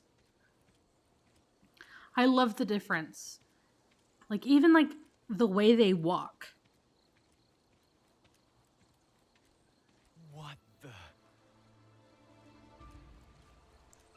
Oh, hang on, is the river frozen? No, blood. This is bad. She must be bleeding out. Or worse. Oh yeah, Hurry. because she hit her head on the way down. She hit her head multiple times on the way down. That's not good.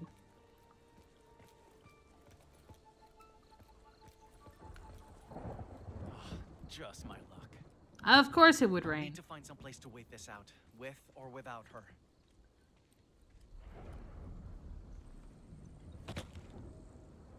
Oh, it is so dark in this cavern, I cannot see.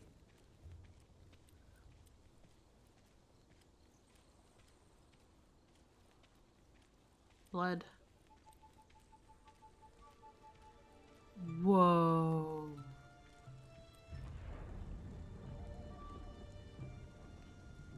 A fire. She's alive. How do I get down? This way. Did Pierre find her?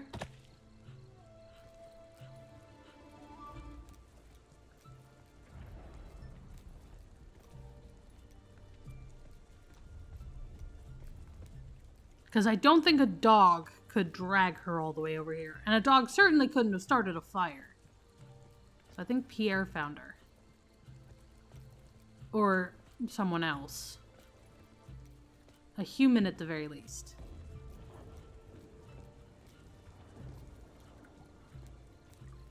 I can't tell if the grass is just that high or if he's crouching now. Oh, I thought that was a building from a distance. It's not, it's just a rock. What is that?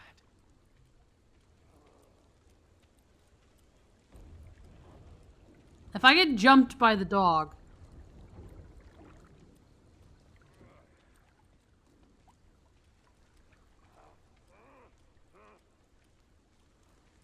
Who the? Arrête! Putain, d'Iroquois. Tu pensais m'avoir eu? I'm not trying to hurt you, all right? Just calm Hang down on. and You're Inu. You speak Inu Aimun? Damn well gotta speak it to trade with you folks, don't I? Now, you better have a real good fucking reason for creeping up on me. Spit it. It's raining.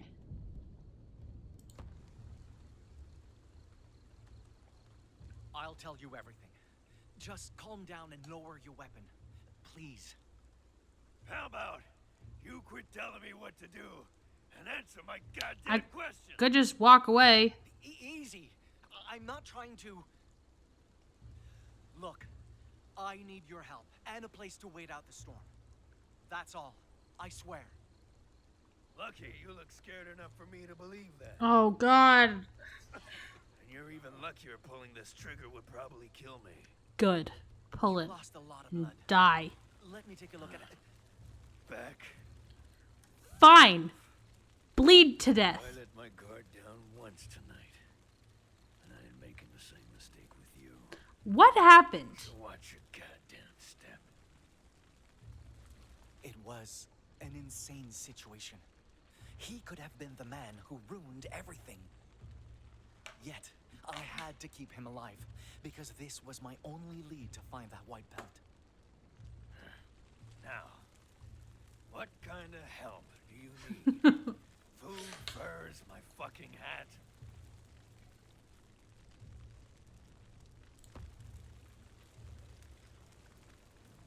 Before I found you, I was following someone. She has information I need. She? Yeah. A girl. And if I don't find out what she knows, my people in the East could die. Do you know where to look for someone like that? Let's say I could tell you something. Is it What's in raining it yet? for me? No. I'll make sure those injuries won't kill you. They may be serious, but I've handled worse. I was just about to say, maybe not dying. Well, either you're one hell of a bon samaritain, or you plan on screwing me over. Not sure which I trust least. I don't care.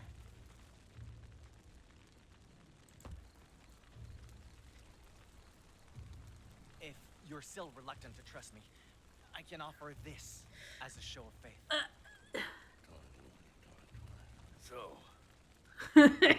what's your name? The grumbling. Maigan? This your first time bargaining with someone, Myken?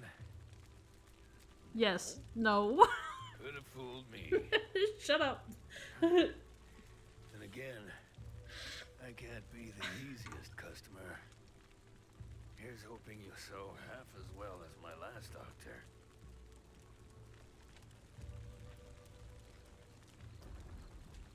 No promises. Did I keep it?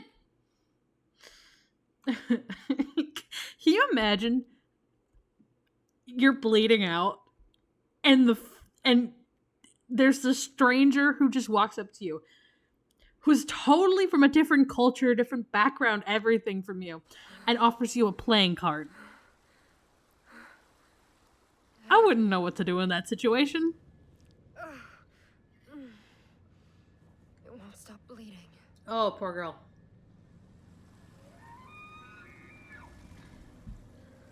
Caribou. Keep moving. Ma'am. Where's the dog?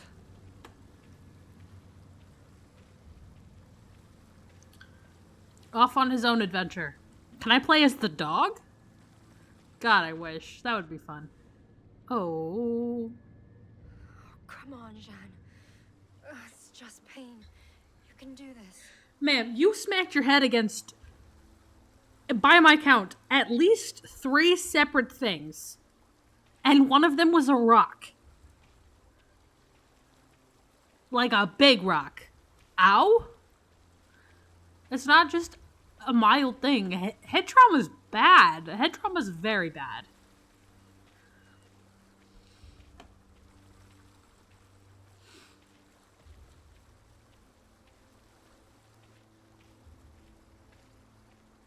That's why boxers never go for, like, head hits.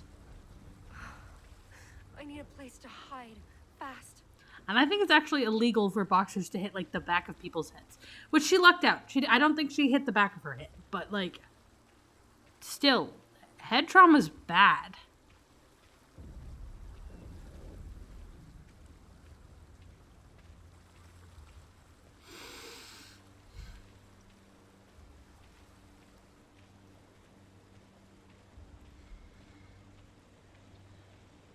Oh, more jumping. Because that ended so well for us last time. There's something over here. Paw prints. They're fresh. Could this be? Keep quiet. Oh!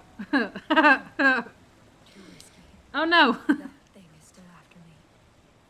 I'll have to find him some other way.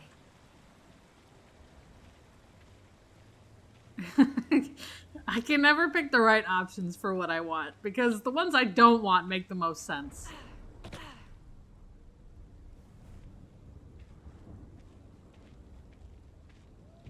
Yeah, because she just lets, like, gravity take her. It's closer than I thought. Mycon does the rest. Mycon does all of it. He puts power behind it. She just falls when they jump from things. This is so much more eerie than the same forest is with Mycon. And I love that. I love What is that that? since Jian doesn't know the area so much, that it's, like, different. And I love that. Why? Who would do something like this? Ma'am, it's just...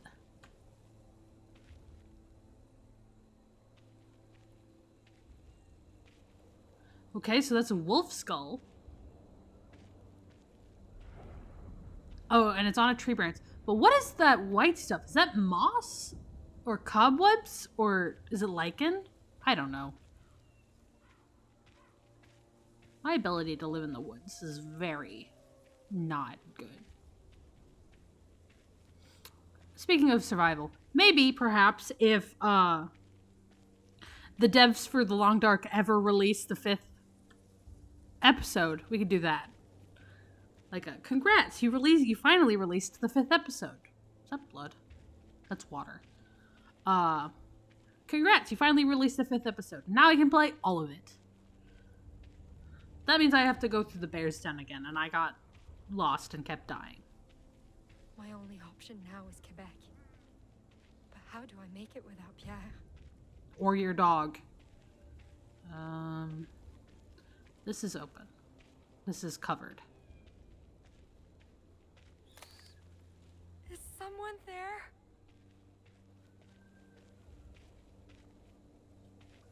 We're not going that way.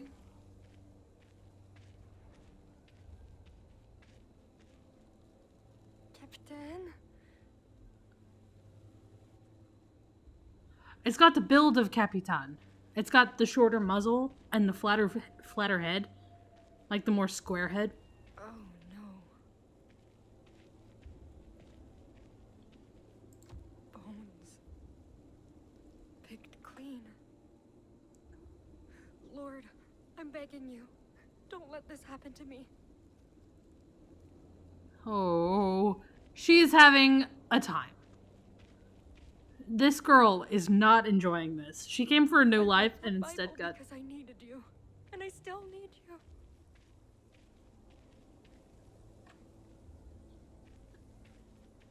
She came here for a new, better life, and look what she got instead. Dead people.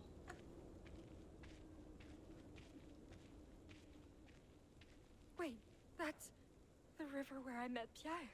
The Saint Laurent. That's it. Maybe I can follow it. All the way west to Quebec. That's a wolf.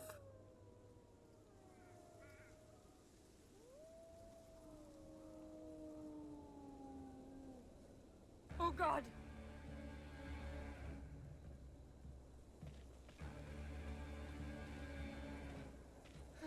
Someone help! Jesus. Jesus! Just what I needed to be chased by wolves.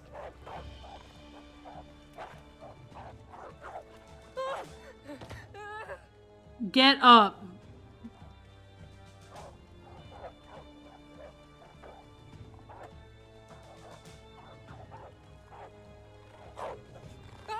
We know how good I am with chase scenes. No, God, not like this!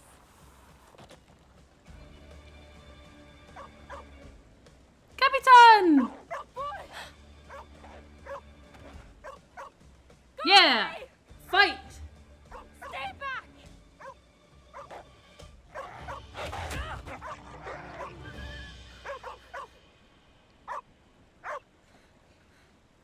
That might have ended poorly, but at least she fought back.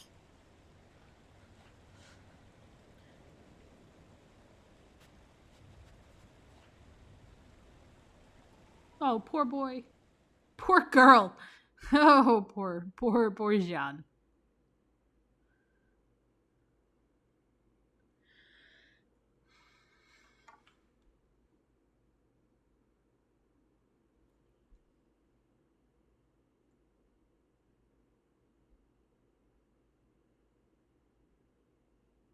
I was like, what was taking so long?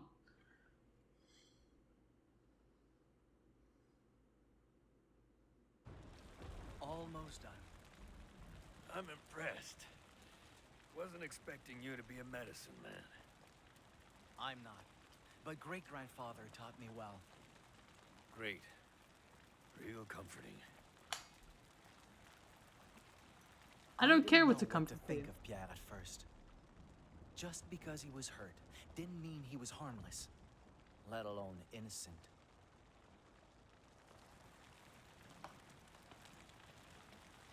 And yet, He cared about things I didn't know white men could care about.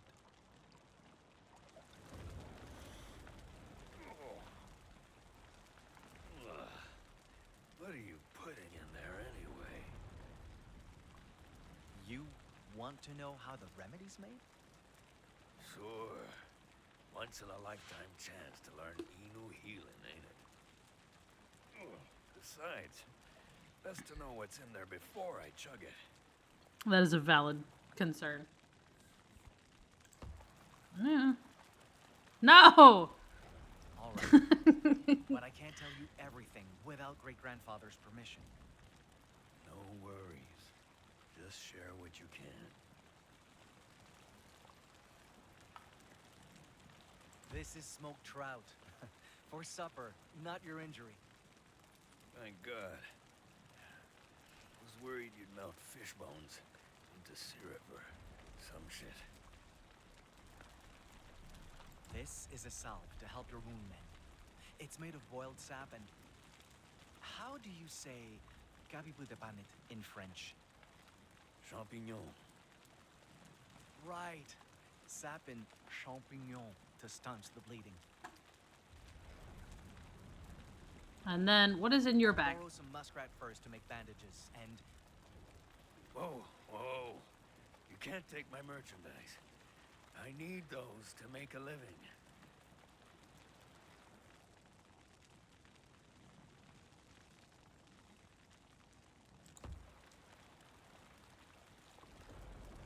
Do you really want me to leave you alone to go muskrat hunting in this weather? Unless you let me use yours, that's our only option. God damn it. Fine. Ha! I win. You ain't a medicine man. You sure put most doctors I know to shame.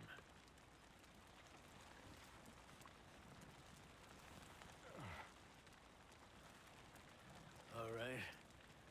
So what's that god-awful stuff? Just Igude tea mixed with bear grease. It stinks, but does wonders for fatigue. Bear grease? Huh? Of course. You hunt, don't you? You must have tried the lard at least once. Oh. Well, it's Oh. supposed to give you energy, assuming you can stomach it. That O was so telling. Any chance it tastes better than it smells? No. Some people say it's a little worse. Figures. Hey, compared to the fire water you people drink, I bet it's delicious. Fire, water, alcohol. Don't laugh. You'll hurt Christ, yourself. this wound makes laughing hurt. What even did that to you? Couldn't tell. Too much fog. But it was real big and real painful. Winter spirit. And taking that fall, going after Jeanne, didn't help the painful part. Jeanne, is she the woman I asked about? Yeah. We were traveling together till that thing showed up.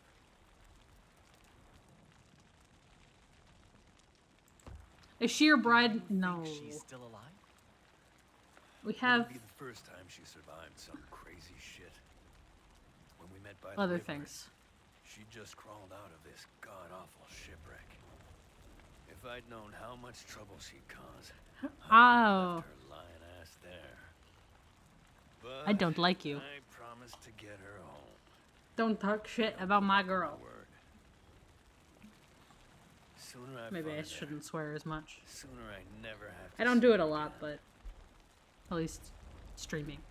Maybe I shouldn't do it at all.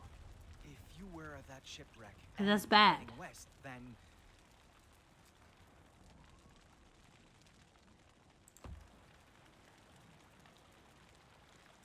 were you near Tudiskak? To the sky. Not where you're from. I'm never gonna remember that. I was trying to set up business with locals. Unfortunately. Did you see anything unusual? A dead man with frostbite, perhaps? Frostbite. In this weather? Sorry. Trade companies picked those woods clean. I barely found anything. Never mind that. I see. Good to know you're not responsible then. Whoa. Responsible for what?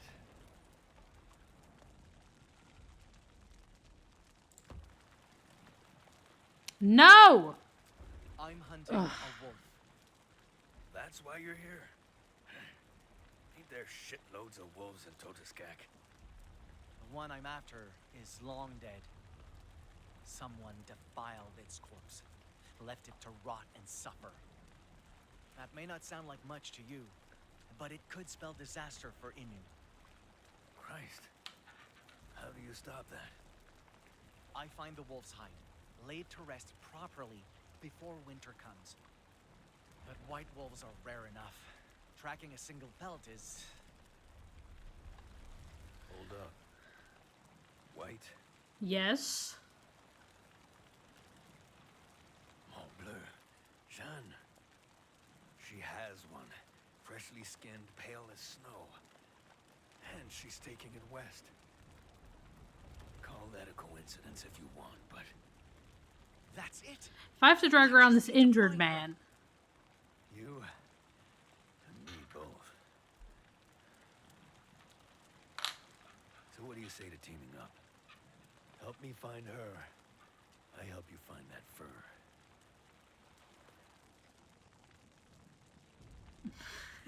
How do I know you won't slow me down? Karma. Pierre, you'll need days to heal, and the longer I wait... Son, you've never been this far west. You don't even speak French. Tracking one girl out there without a guide or an interpreter, that's suicide. You're right. Then as soon as you're well, we head out. Together.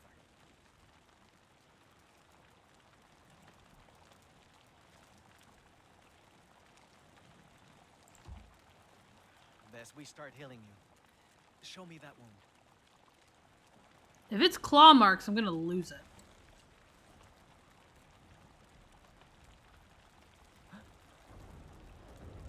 Frozen over. Like he was mauled by cold. Jesus, kid. Frostbite? You okay? Is it that bad? No. It's just... it looks familiar. Why are there quotes on some of the words and not on others?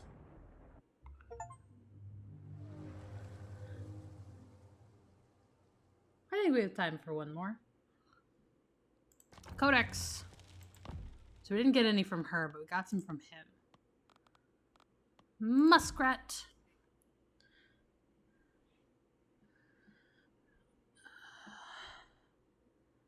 Anishinaabe travelers once shared with us the story of Muskrat, savior of the world. I like that. Long ago, humans succumbed to hate, dishonoring all living things. The Creator, heartbroken, flooded the world in grief, drowning most animals and all people but one. Nanabazo, the hero. Nanabazo told the animals he could rebuild the world with just a handful of dirt. But finding dirt meant diving to the bottom of the flood. Neither bear, turtle, loon, nor mink could swim far enough to reach it. But eventually, Muskrat stepped forward. He was small and weak, yet vowed never to give up. He took the plunge, diving with all his might, never stopping even when his lungs gave out. Days later, Muskrat floated to the surface, dead. In his paw was a ball of dirt that could rebuild the land. Today, Anishinaabe revere Muskrat for his heroism. He builds muddy burrows shaped like that miraculous ball.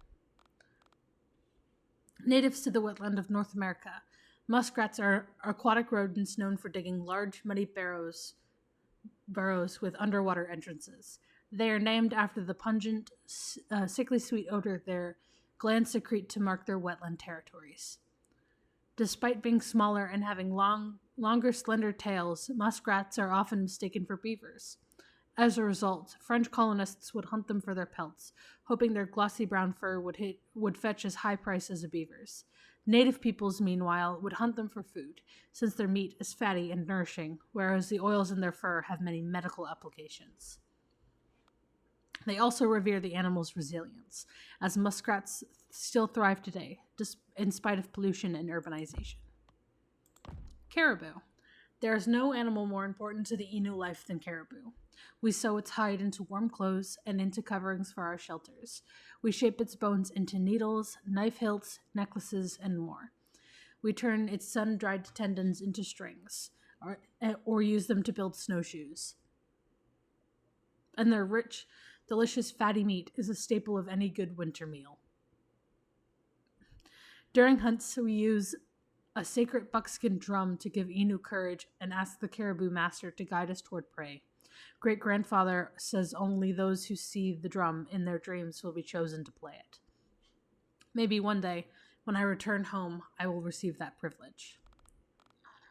Also known as reindeer, these large, elaborately antlered cervids are perfectly suited for life in boreal and Arctic climates, thanks to their extraordinarily warm, insulating fur. Found across upper North America and Eurasia, they mainly feed on moss or lichen due to their preferred climates lacking in abundant foliage. Caribou also thrive amidst massive migrating herds, which can number thousands upon thousands of members. The Taimyr herd in Siberia was once estimated to contain over 1 million individuals. Sadly, caribou are extremely sensitive to environmental changes caused by global warming and industrial expansion. Many North American subspecies, including those of the Todosak region, are currently listed as endangered. That's upsetting. We found all the plants. Yarrow. You can find these gaudy wildflowers blooming even during early autumn. I treasure their vivid colors, but great-grandfather treasures their potential medicine above all else. From whole leaves chewed to treat coughs and toothaches, to roots mashed into poultices that slow bleeding, or even petal infusions to numb ear infections and stomach aches. There is little a bundle of yarrow cannot cure in the hands of an experienced medicine man. Every part of the plant is precious, and every part has a purpose. I can think of a few flowers that more fittingly represent the Innu philosophy of using everything nature provides. Innu aren't the only culture who treasure the yarrow's healing potential. This flower is one of the most prized medicinal plants in the entire world, and also in almost every native nation in North America has their own remedies that rely on the plant, ranging from teas to powders. It's hardly surprising that these flowers earned the name life medicine among Navajo healers. That said, determining the yarrow's indigenous origins remains a contentious debate among modern botanists. Some argue that the plant is native to northern Eurasia, while others claim that its boreal and mountainous subspecies could be found in the province of Quebec long before colonists arrived. Even today, interpretations differ and research contradicts research, shrouding the flower's true nature in mystery. Fur and Pusinau. There's nothing quite so comforting as the smell of fresh-cut fur. I agree. I love the smell of fresh-cut wood. Boil the sap and grind the cones, and you can prepare medicine. Cut dense boughs to make carpeting, and you can stay warm when sleeping on cold ground. The wood is fragrant, sturdy yet simple, making it perfect for building shelters, platforms to honor animals, or Pusinau.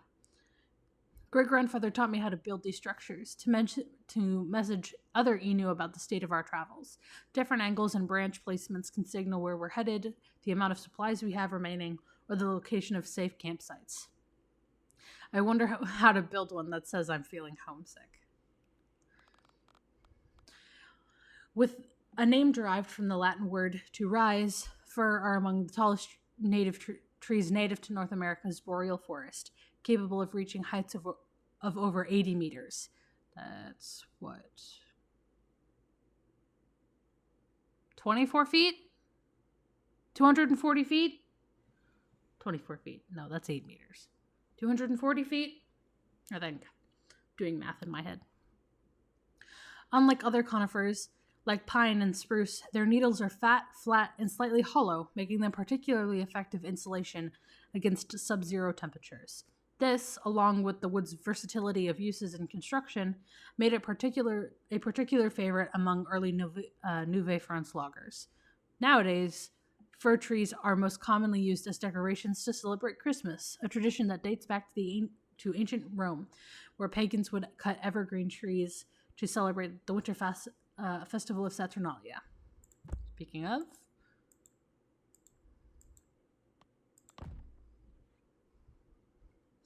Yule is almost here. Look at that. Labrador tea. Nothing washes away fatigue quite like Ikuta. Ikuta? Ikuta. We brew the leaves and petals to make medicine for coughs and colds. It can yield a sweet and unctuous beverage like pine sap with a flavor that lingers long after drinking. Sometimes we also use it in cooking to give caribou meat a richer, slightly spicy taste. But no matter how you enjoy it, its energizing aroma will soothe weary minds and wearier bodies. Innu women also make beautiful hollow dolls meant to be stuffed with tea leaves. This way, even children carry their share of belongings whenever our communities travel. They often cry when one needs to be cut open, but their smiles soon return after that first whiff of tea. That's cute. Called Ikuta by Innu, Labrador tea is named after the northern Canadian area it originates from, though some varieties also grow in Alaska, the Great Lakes, and in parts of Greenland. Easily recognizable by its clusters of white flowers and its leathery evergreen leaves, the plant is well adapted to colder, wintry conditions. This hardy nature, coupled with its myriad medicinal properties and almost alcohol-like sweetness, make it particularly popular among native North American communities. Though when consumed in excess, it is known to induce nausea, cramps, and even mild paralysis. Too much of a good thing is bad for you.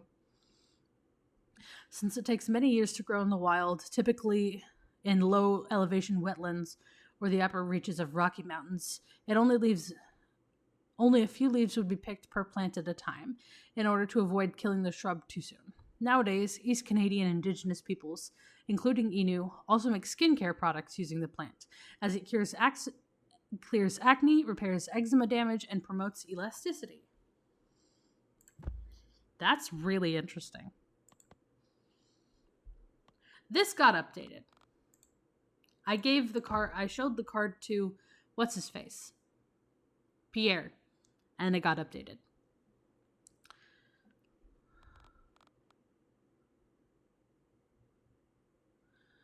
Oh, cool. This wasn't here last time I checked. Historical facts. In the early days of Nouvelle France, colonial authorities faced considerable financial struggles.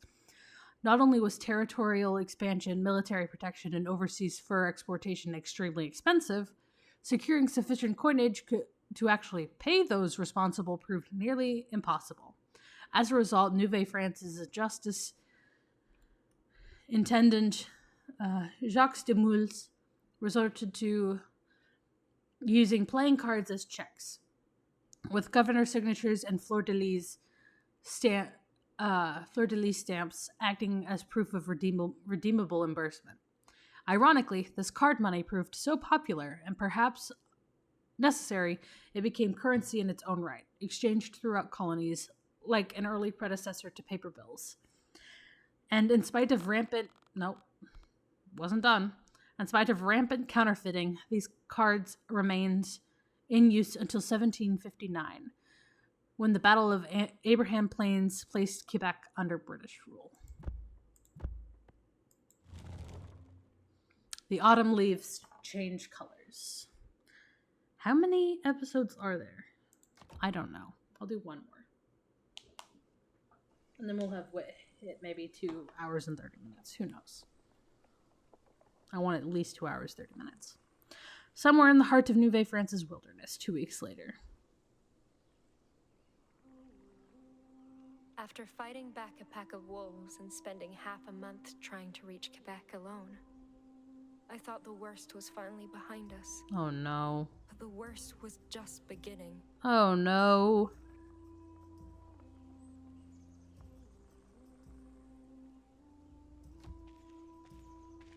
Come on, let's find food before it gets dark.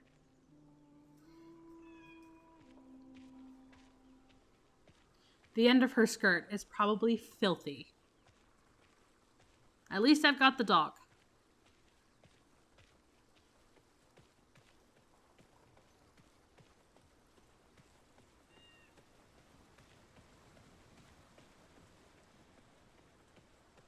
Even colder than last night. If this keeps up, foraging alone won't cut it. Does Jan know how to make a fire yet?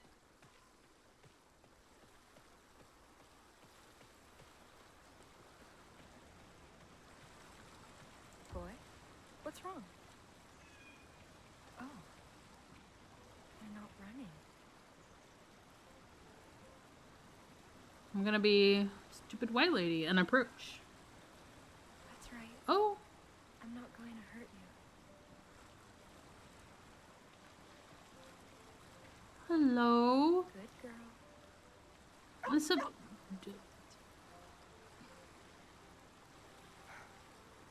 Proud of yourself? Damn it, Capitan. I can't stay mad at you. Look at that face, though. At least they left us fruit. Getting sick of nuts and berries, though. Catch fish.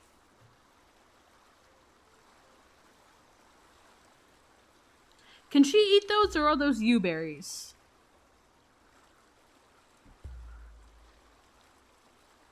Not yew berries. That the game answered my question. Cool. Can we eat those? Where are we going? Away? Come on, Capitan. I can't get any more berries. Come on, dog. Wait. Is that a campfire? Oh, I thought she was looking at the tree at first. I thought she was looking at the tree, not at the fire. Capitan, you are literally my only protection in this world. Come back. Where's the dog? There we go.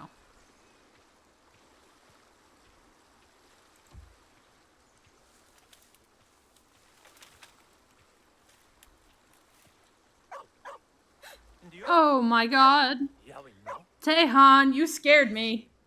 I'm not trying to hurt you. My name is Tejon Wastasta. I come in peace. Oh, wait. You speak. But you're not. A Frenchman? No, afraid not. Though people say I have the accent for it. Is something wrong? Please. No.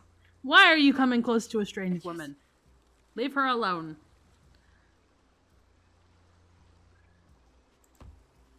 I wasn't sure that, people like you even... Both knew options our were language. bad, and We're I'm only different cringing colors, internally. Not different species. Oh. Right. Sorry? I was It's given all no right. choice. Besides, you surprised me too. Hadn't expected the first white lady I meet to live in the middle of the woods. I'm Jeanne, by the way. And this is Capitaine. A pleasure to meet you. Though, I must admit, it's a confusing place to I me. don't like I this heard setup. French women never leave Quebec's settlements. And that's days from here. Well, you see... I was never in Quebec to begin with. I'm not exactly from here. Are any white folk from here? No. No, I mean, I didn't live in the colonies. I came from France. But there was an accident. I got stranded. Don't and tell this strange man your entire life I story. could You already did it use once. a hand reaching Quebec. I know it's a lot to ask, especially coming from a stranger, but I could pay you as much money as you. Jean is I'm manipulative. sorry, but I cannot accompany you. Damn, I I'm almost needed had it. elsewhere, And soon. Okay, shoot. However, No! the Frenchmen I work with, they're headed for a trading post nearby. If you're willing to work, I could ask them to provide food and shelter to last the winter. I'd be more than willing. I'll cut wood, sew clothes, do laundry, anything. She's doing her... Seems like you'll enjoy being cooped up there more than me. Come, I'll introduce you. Maybe get you food and a seat by the fire, too. Thanks, Tehonasa. I really do appreciate it.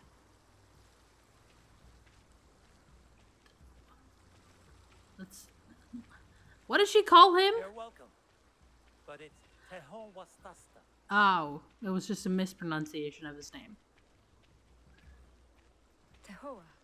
Wait, no. Teosata. Just call me Tehon.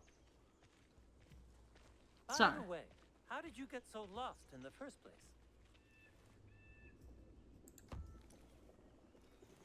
I was sailing for Quebec with a group of other women. But our ship got caught in a storm and... That wreckage? By the Saint Laurent? That was yours? Yeah.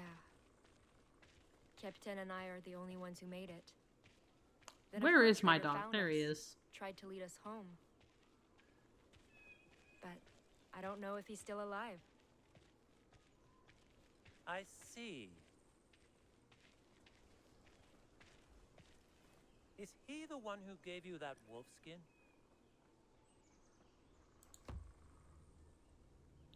Xian grows more manipulative. It used to be his partners, I think. Why do you ask? Oh, it, Oh, it's, just reminded me of something a friend told me. Hey, Tehon appreciates my con. Are they friends?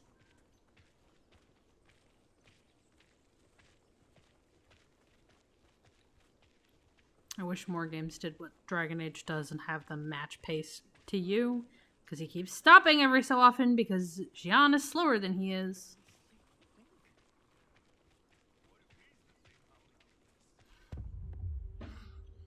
Do they think my con is a werewolf? Is that the conversation we just walked into? Good grief. Good grief. Quit saying stupid shit. He was Inu, not Lucifer. Albert. Theo, sorry for the wait. Finally! Where were you? Albert is so much smarter than everything else. Hello. A woman? More like a fucking beauty. Christopher. These two need Christoph. help. I offered to take them with us to the post. What is his name? Since when do you get to make Christoph. that kind of decision? I couldn't just leave them there. I got a dog. You're not in charge of this crew. I am. And I say we have no room for dead weight. Wait. beat them up. Please. I won't slow you down, I swear. Yeah. Don't be harsh, Albert. Albert. I forgot they were French. Just look. No, you. She's a real. Easy now. Let's stay calm. Hey, Capitan to the rescue. She's not He's the asking for the shirt best off our boy. backs, just a little compassion. The woods haven't been kind to her. And neither has the shipwreck. Shipwreck? What? That floating death trap by the Saguenay? Saguenay.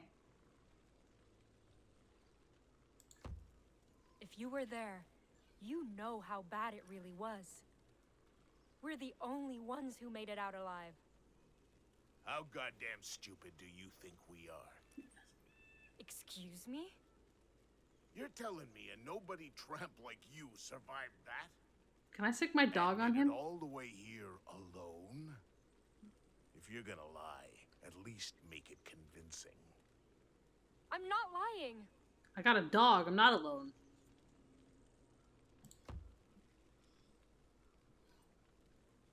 Also, you're making a big mistake calling me helpless. I know what I'm doing. Really? So what? You killed that wolf you're wearing without a gun? That was someone else, a stranger. So right, let me get this straight. Wait, What are you? Random bastard shows up in the middle of nowhere to save you, then disappears, and he just gave you a pelt that nice. I'ma beat him up. Of his heart. Yeah. Her story reeks of bullshit. Can I have the dog bite him? What if she's a thief? Or a witch? Next Yeah. words out of your mouth better be the goddamn truth. Yeah. How'd you really get your hands on that pelt? And why's a harlot like you got a damn Bible? Well, well. Wait till the boss hears about this. No. You mustn't get the Jesuit involved. Jesuit? A church missionary runs the trading post? That's right. And he decides what happens to heathens like you. No. I'm not Get going with rolling. you. I don't want her running off. Albert, please. You can't.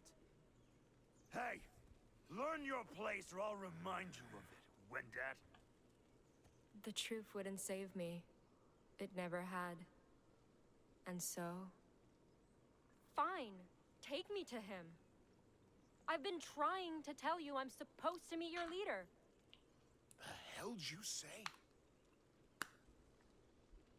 Convince these idiots you're a nun. They trust Aeon. Evolve him in your life. No. My name is Sister Jeanne Angelier, servant of the Jesuit order. What? Just like your employer, I came to save No, humans I by made a converting them to mistake. God's Oh faith. God, I What hate do the you think idea he'll of say conversion. if he learns you spurned a woman of the cloth? Wait, Tehan, is she telling the truth? Oh. I haven't, I don't care what he has to say. I want proof. Yeah. You know, sermons from the good book, church medicine, anything. Sorry, I just hit my mic. Fear thou not, for I am with thee. Be not dismayed, for I am thy God.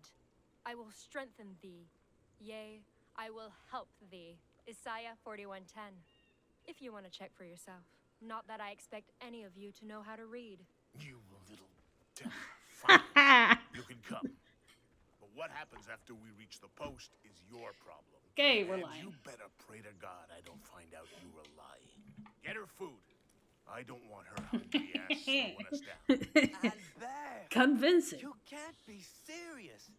She's... I said do it, you fucking inbreds! Funny. isn't it? I lied Jesus. because I was afraid of death. Of being alone. Yet, both those fears came true in the end. Oh no. What do you mean, Jian? Oh no.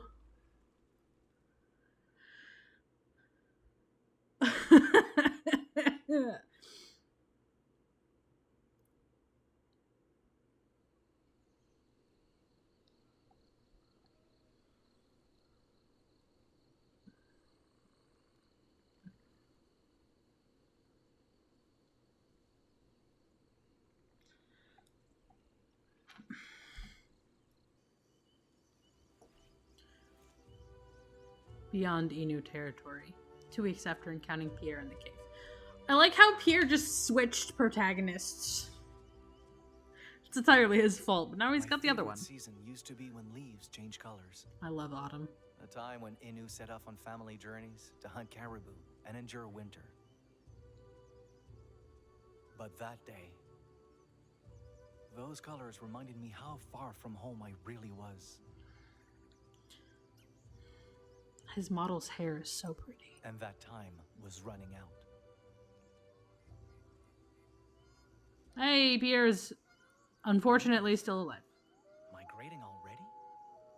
Another warning from the winter spirit, I guess. Not like I need more after Pierre's wound. What will I have to do about him if we can't track down the white pelt? What if I have to...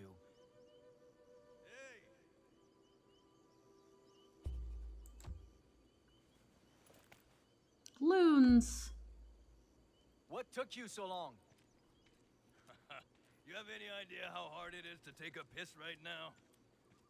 Ah, I was trying to empty my bladder, not my whole goddamn chest cavity.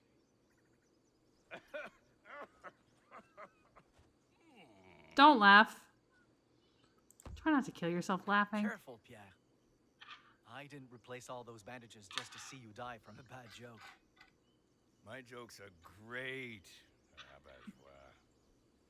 What did you Anyway, call come me? on. Let's hit What the did you call me? I took 2 semesters of French. Lead Pierre across the lake. Where are we going? This way. I'm assuming since Pierre did just come from that way. I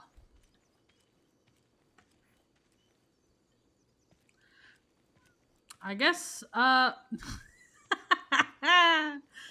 went the wrong direction. Hey, I don't know where I'm going. I'm given a path. See, this is me in real life. I get lost. I have to find You want to markers. lead the way? Thought you said you'd never been this far west. I haven't, but I know exactly where we're going. The river where you saw Jeanne's tracks is just across this hill. Our best bet to find her trail is to start there. All we need is a way across that won't strain your wound. Well, I won't argue with an Inu when it comes to tracking. Does he have a shadow? He does have a shadow! Somehow you get us lost. You ain't ever hearing the end of it. Sorry.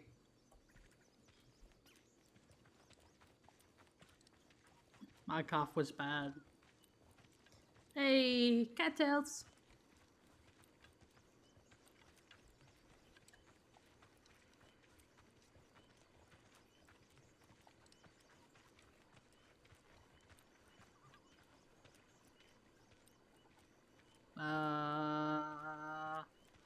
Not that way. Let's go this way.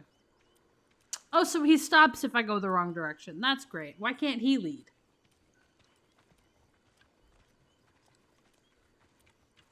Do we go up? Yep. Terrain's getting rugged. I'd kill for one of those flying canoes right now. What? Flying. Excuse me? What? You never heard that story? No. Right, so. There's these 3 friends, yeah? They love hunting. Love it so much, they even skip Sunday Mass to shoot deer. Oh no. What's mass? Nay. Just some scam you ain't supposed to skip. Not important.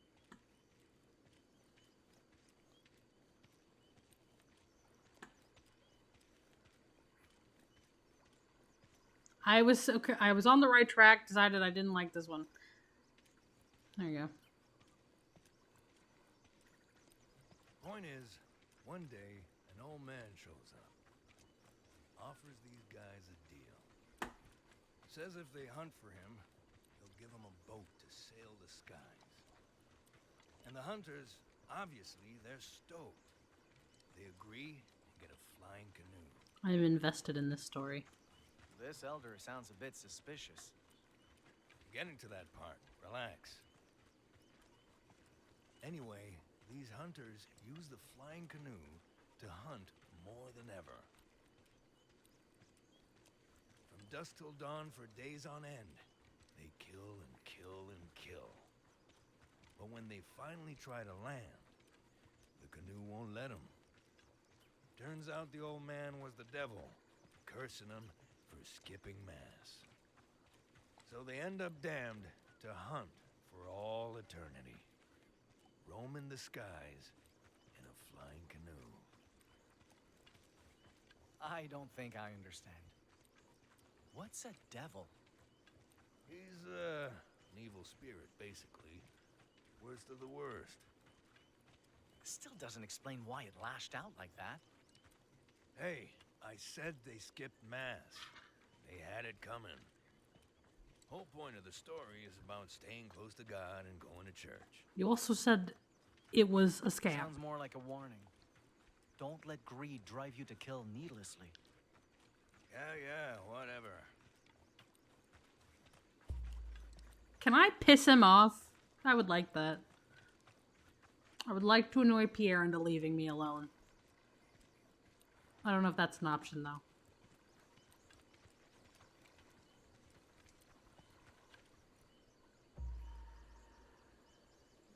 I was looking at the water because it's pretty. Don't need to take control of my camera like that. Good grief.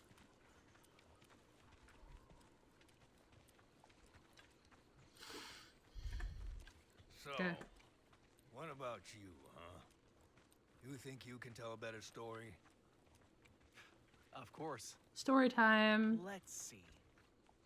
A long, long time ago. Might as well. Funny tales. There was a talking lynx who married Innu women. Huh? You mean one of them wildcats? And you say my story made no sense. Like I said, this was a long time ago.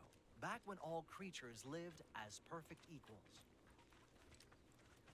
Now this lynx was a hunter, but on days without prey, he ate his brides instead. No hunter could seem to catch him, so he wed and fed on countless Innu women. Christ. One day, a strange woman came forth to end this tragedy. If none of you can kill him, she said, then I will, for he cannot eat me. So she left her people behind, found the lynx, and married him. What, just like that? Ain't we skipping a few steps? Good storytellers know to skip the boring parts. Now, one cold winter evening, hunting had been poor. Lynx was very hungry. He came home hoping to devour his wife, but she was nowhere to be found. There was only a roaring fire in the middle of their tent, so big it singed the walls. Lynx was at a loss. It was too cold to search for her, and he was too hungry to hunt. So, he sat by the fire, thinking, until the fire began to cook him. Hang on. What? Lynx thought he smelled delicious, so delicious, in fact. He wondered how he tasted. He cut off a piece of his leg, roasted on the fire, gave it a bite, and he was amazed. He was the tastiest thing he ever tried. So Lynx kept eating over and over until he tried roasting his own heart and died. This is an actual Sure story? enough, his wife had tricked him and saved all Innu women. You, enjoy that story? Of course, it was my favorite when I was little. Did you not like it? Well, I mean, I didn't hate it. But maybe it'd be funnier if you knew how to tell it in French.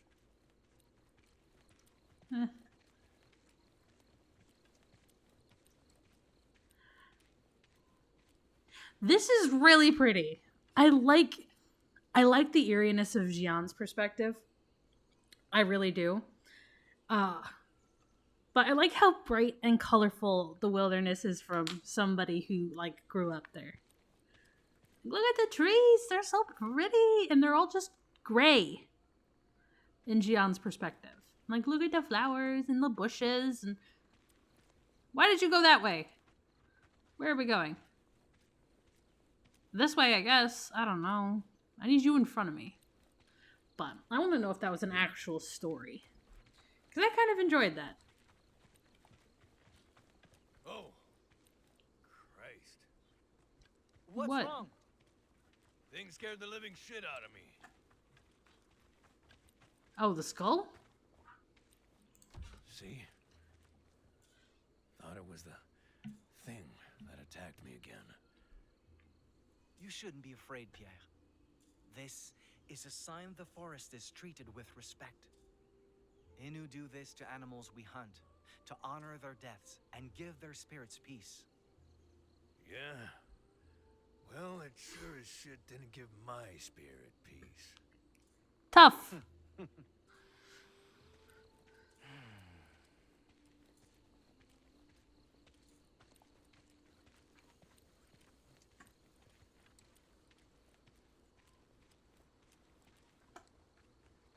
Why do you pick the other way I go? I'm trying to help you, but you always pick the wrong way. Follow me. Like, good grief. This way. To walk with my back away from him because I cannot see where he goes. He obviously doesn't like steep I'll cliffs. be damned.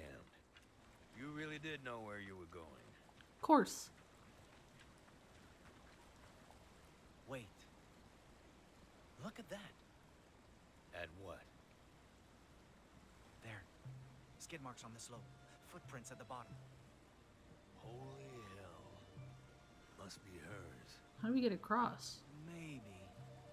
But something doesn't seem right. Why risk another fall like that? Could have been chasing something. Look at this. Where did he go? Pierre.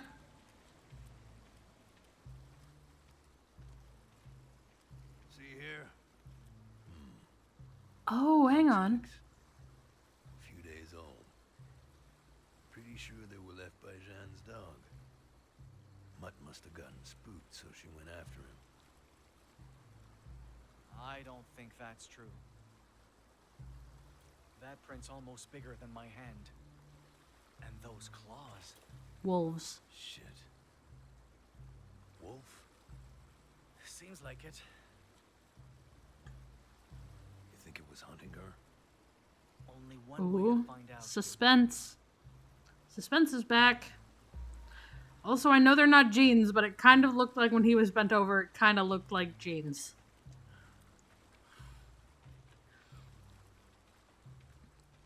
I'm seeing jeans everywhere. And I don't even wear jeans.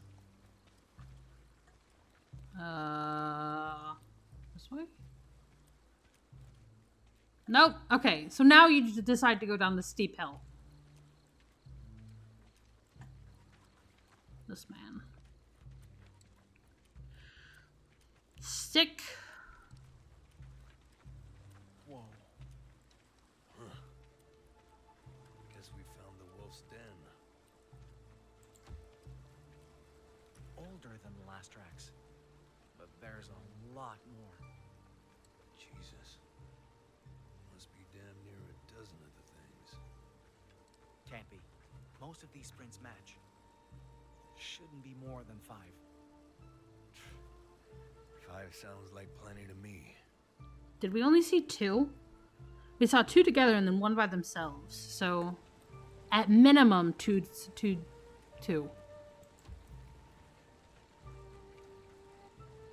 think these belong to her, right? No. Bones are too small. Weeks old, too. Weeks? Christ, no wonder they went for Jeanne. Mutts must have been starving. This way. Because we can't get through there. But it looked like the frost got into that den, too.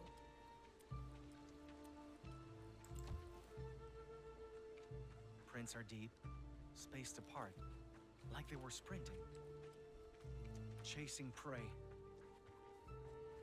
Can't make that jump with my wound still tender. No, but we know where to go. Trail them without me. I'll find another way down, meet you ahead. All right. Keep your guard up. The wolves could be nearby. Oh boy. Don't worry. I'll be real ready for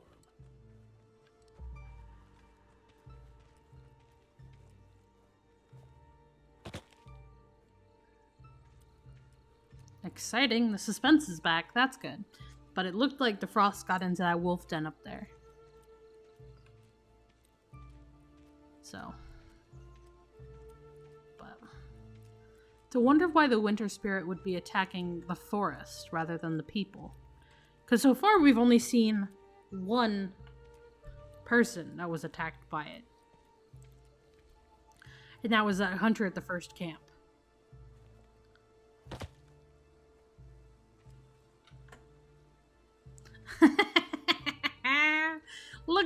Look, the rock that we jumped off was white. Hey, it's the paint. Look at this, though. Frost. Frost. Because, like, see, it's the tree. Just like back home. And the Is plants. this Jeanne's doing? Does this mean she's close?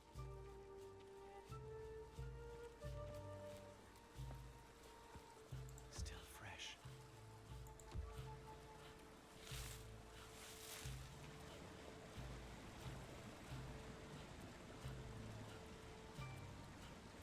Oh boy.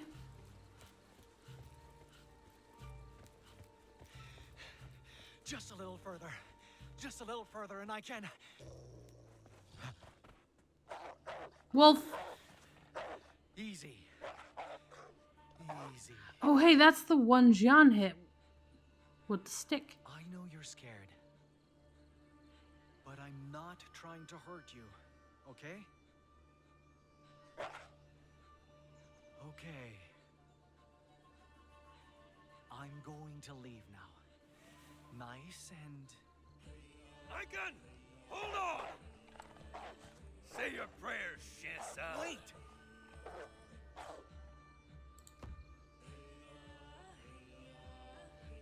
It's not violent, just hurt. And afraid will hurt it more. Fine. What's the plan? Don't break eye contact and...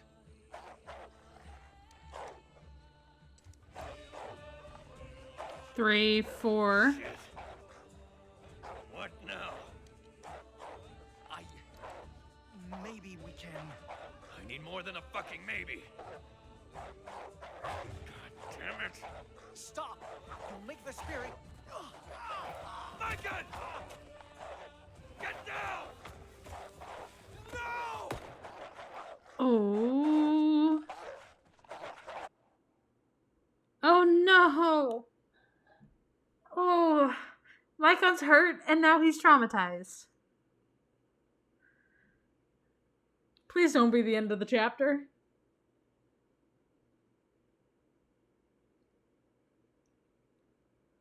Oh no, I think it is. I think it is.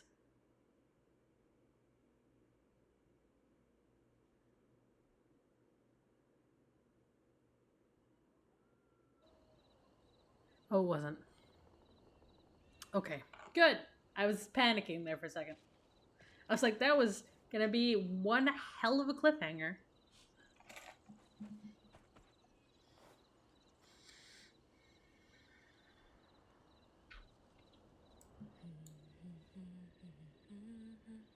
Turns out, no, I do not know this song.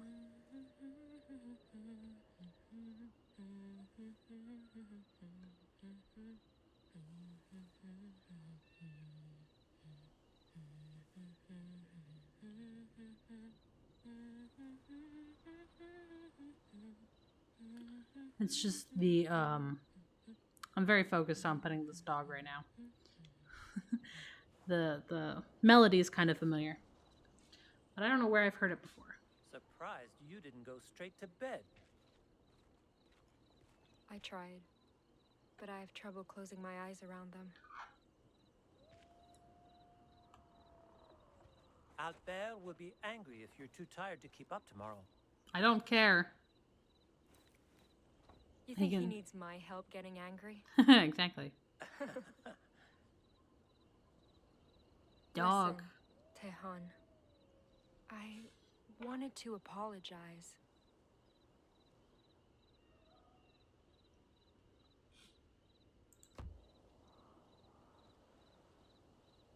Lying to save my life was one thing, but I didn't have to make you part of it. I Especially thought I after you didn't. took a big risk helping me. Who knows? I'm sorry. I don't resent you, Jeanne. Those three were out Jeanne. of line long before you were. And they would never try apologizing like this either. But pretending to be a nun isn't the issue. That is. The wolf pelt. My Bible. No. The men of God I've met Oh. all carry that It is the same Bible. book. And if owning one makes you anything like them, helping you was a mistake. What? Tehon. Priests dedicate their lives to saving people. How is it a bad thing for me to serve God's will like them? God's will, huh? What is that exactly? What does this spirit you all worship stand for? Well, for me, God is. God gives me power to keep fighting when I'm desperate or scared. His love lets me face my fears head on instead of breaking under pressure. And he gives me courage to forgive myself when I do something wrong. Like lying? Yes. Yeah. A spirit who pardons all wrongdoing, huh? No wonder the Jesuits don't show remorse for what they've done. What do you mean by that? These men of God are not what you think they are. And you need to know why. Oh, she's gonna have a crisis of faith. Oh, good grief.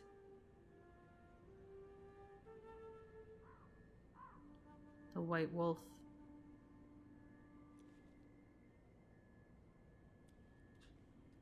I am hands off. Oh, he's so mad. He's so upset. Is he bleeding out? Is that why our vision's looking? I'm not gonna talk to you. Hey!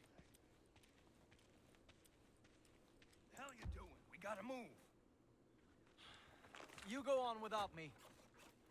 I'll catch up once I've taken care of the body. Are you out of your... Kid, we have no damn clue how far Jen got, or if she's alive. And the longer we wait, the worse our odds of finding her get. I don't care. I don't care. Oh, I I'm am. not going to sit here and let the life you ended amount to nothing more than rot. Jesus Christ. Why can you're not being realistic?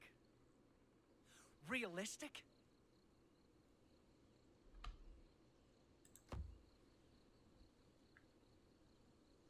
What part of honoring the dead isn't realistic to you? Oh, God. Part that puts our necks on the line. What if those wolves come back for us, huh? What if something worse comes? We'll die, the girl will die, and so will your goddamn people. Look, I killed that thing to save your life. Now, you can use that life to come with me, find Jeanne, and get your pelt back. Or you can waste it here, coddling a corpse. A waste of life? That's what you call this? You're a hypocrite. What if that were me, Pierre? Beg pardon? You heard me. What if you missed the wolf and killed me instead? Would you bother digging me a grave? Or would that be a waste too? That's a good point. That's not the same. It is! No? Then let's swap roles. What if I shot you? Would you prefer I just leave you there, or treat you with respect? If you can't answer, you have no right to judge what I'm doing. Because I'm not wasting anyone's life. I'm giving meaning to it. But maybe I was wrong to think someone like you would care.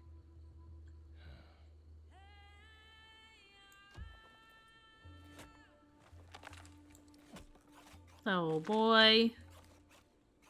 How much wood do we need? Hey! If I can change his perspective, maybe I'll let him live. Who knows? Jesuits came to our land bearing messages of peace. We welcomed them at first, shared our languages and customs, brokered alliances. But peace was never their goal. They only sought to convert my people to Christian faith, no matter what the cost. That's always a problem, isn't it? Some Wendat embraced God by choice. Others chose to preserve traditions. Yet all of us paid the price.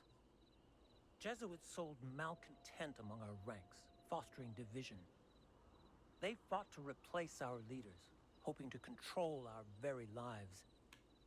When that failed, they spread plagues we had no cures for. And disease does not discriminate based on belief. We buried thousands because of them, Jean. Thousands.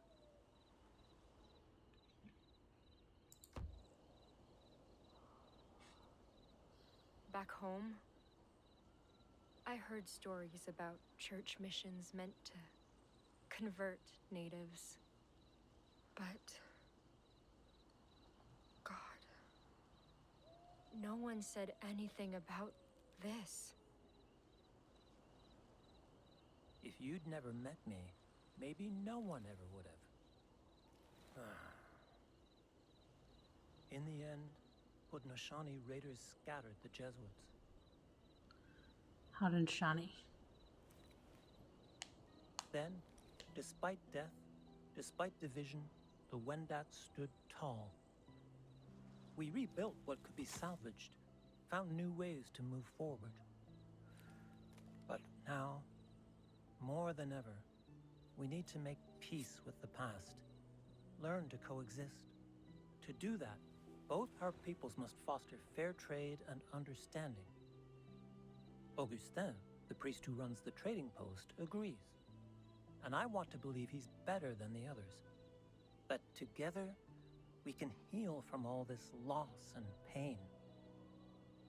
But every time I see his cross, I like the cuts too. or his book, Pierre and my or cousin. his condescending smile, I remember they took more from us than anyone will ever realize. And that's beautiful, Mikan.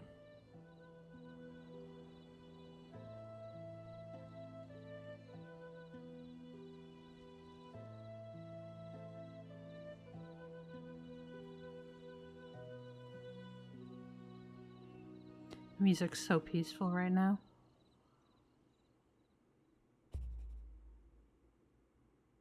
Honoring animals. Okay. So that was 4. It's almost been 3 hours. Read the codexes first, so we don't have to start on that. Jean. Pierre. Here we go. Cogneurs de bois, known as woodrunners in English, were itinerant fur traders who ventured into uncharted North American territories, bartering with indigenous nations which had no established partnerships with official trade companies. These men traveled vast distances, either alone or in small groups, for the sake of profitable commerce, spending months at a time living in native communities, learning languages and customs. Some even married women to form alliances, with their wives acting as guides or mediators. Others rejected colonial life entirely and fully integrated into indigenous societies. Either way, this controversial tendency towards Indianization infuriated Nouvelle France's Jesuit missionaries and colonial authorities, who viewed these independents as disruptive to trade company profits. As a result, coureurs de bois were deemed outlaws, and increasingly stringent fur trade licensing was enforced, leading to the profession's slow, inevitable death. Fur traders. How could people like this willingly work for a man of God? The men in France who tell stories about cheerful, fun-loving fur traders must have been lying through their teeth. Tehan's business partners are terrifying. They keep leering at me like they've never seen a woman before and mutter the foulest curses I've ever heard under their rancid breaths. And that's just Christophe and Bernard. Albert is somehow worse. He keeps stealing glances at Capitan, snarling as he toys with a carving knife. Like the one thing he wants more in this world is a dog's tricolored fur carpeting his fireplace. I miss Pierre. Fur trader licensed to legally work for official French companies were referred to as voyageurs, meaning travelers, and were tasked with transporting vast quantities of goods between trading posts, either on foot or by canoe. Much like coureurs de bois, voyageurs became French-Canadian folk icons. Songs, stories, and artwork often depicted them as freedom-loving, fearless adventurers wandering the wilderness as friends. French trade companies at the time spread similar rumors of celebrity and wealth, hoping to recruit many able-bodied migrants as possible. In reality, however, voyageurs earned meager livings for exhausting, life-threatening labor. Workers often drowned in river rapids, died traversing hostile indigenous territories, or suffered strain-induced hernias after carrying heavy burdens for days on end. Worse yet, survivors almost never afforded the luxury of retirement, meaning they almost all died on the job, sooner rather than later. White-tailed deer. Strange to think there are deer here, just like in Europe. It's even stranger to see people hunt them without a care in the world. Back in France, killing a deer, particularly stags with large antlers, is considered a noble privilege. Only kings and princes are given the right to hunt them during elaborate ceremonial events. And even then, they can only do so upon their own domains. A peasant could be executed for trying to do the same. That didn't stop my father from catching one in a trap when I was just a little girl. My family may have been destitute, but that week, all of us ate venison fit for King Louis himself. Oh, so that's what got her dad killed. White-tailed deer, also known as Virginia deer, distinguish themselves from European counterparts due to their namesake hindquarters. When raised and fluffed in an alarm posture, their pale tufts signal predators or fellow deer that danger has been spotted. The species was almost hunted to extinction in the late 1800s, but nowadays their population exceeds pre-colonial numbers due to urbanization increasingly encroaching upon their major predators' territories. Their native range has been observed extending from northern Canada all the way to Peru. In native cultures, white-tailed deer are prized for their meat and hides alongside other cervids, like wapiti. I cannot properly pronounce these. They were also commonly featured throughout myth. One notable tale speaks of the Deer Lady, a shape-shifting creature associated to fertility and love. She lures abusive, dishonest men to their deaths and acts as an omen of personal growth for kind-hearted folks.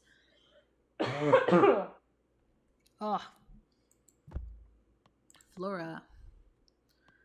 Choke cherries. The first time I saw these fruits, I thought they were the same red currants I could find growing in the woods near my convent. But not quite. These ones tend to be a bit plumper, taste a little sweeter, and a lot more bitter, and even have pits, like nectarines. It's a good thing Pierre taught me how to properly identify them. Apparently, there's other red berries out there that look almost identical, and those berries are poisonous, of course. Yew-berries. That sums up the New World quite well, actually. It's familiar in some ways, alien in others, and if you don't keep an eye out, those differences can kill you. While red currants were introduced to North America following European colonization efforts, the similar-looking fruit is wholly native to the continent. They are considered so important to indigenous cultures that many nations refer to them strictly as berries. Growing in dangling clusters on bushes that ran from 1 to 18 meters tall, chokecherries thrive in rocky climes with low temperatures. I think it's climates. As their seeds require cold stratification to germinate. As a result, Innu in particular had many uses for these red fruits, which grew in abundance on their territory. The berries could be crushed and smoked to produce paint, mashed into bear lard to numb pain of teething infants, or stewed to create food preserves. They were also used to make medicinal remedies, which included teas and poultices to treat stomach illness, colds, and severe burns. Maybe. I should have tried that. I burned my hand last Thanksgiving on hot gravy, really hot gravy, and I still have burn scars. I love that. Nitasinian, I think is how that's said. I may call Totosak home, but the Innu nation as a whole covers a much vaster area, ranging from the distant north to the edges of Quebec, where the Wendat once dwelled. We call this territory Nitassinan, our land. That is why, even though I'm far from home, this place still feels familiar. Familiar. Duh. Give me a second. I'm taking a water break. Much better. In the brush, I see broken twigs or missing berries picked by people gathering supplies for medicine men. In the water, I find long poles planted upright in riverbeds, left behind by travelers navigating waterways. As for the forests and the animals, they feel the same. I don't know quite how to explain it other than the sights are not familiar, even though the connections I share with them is. The only thing missing are the people I call family. Pre-colonial Innu territory covered all of Labrador, most of the western Quebec province, and ran all along the St. Lawrence River's northern bank, ending at the edge of modern-day Quebec City. The vast expanse, filled with dense coniferous forests, diverse wildlife, and countless winding streams, gave Innu ample resources to survive, placed them in close proximity to their trusted trade partners. These included Inuit to the north, Cree and Wendat to the west, as well as Atikamekw. What is a KW? I don't know.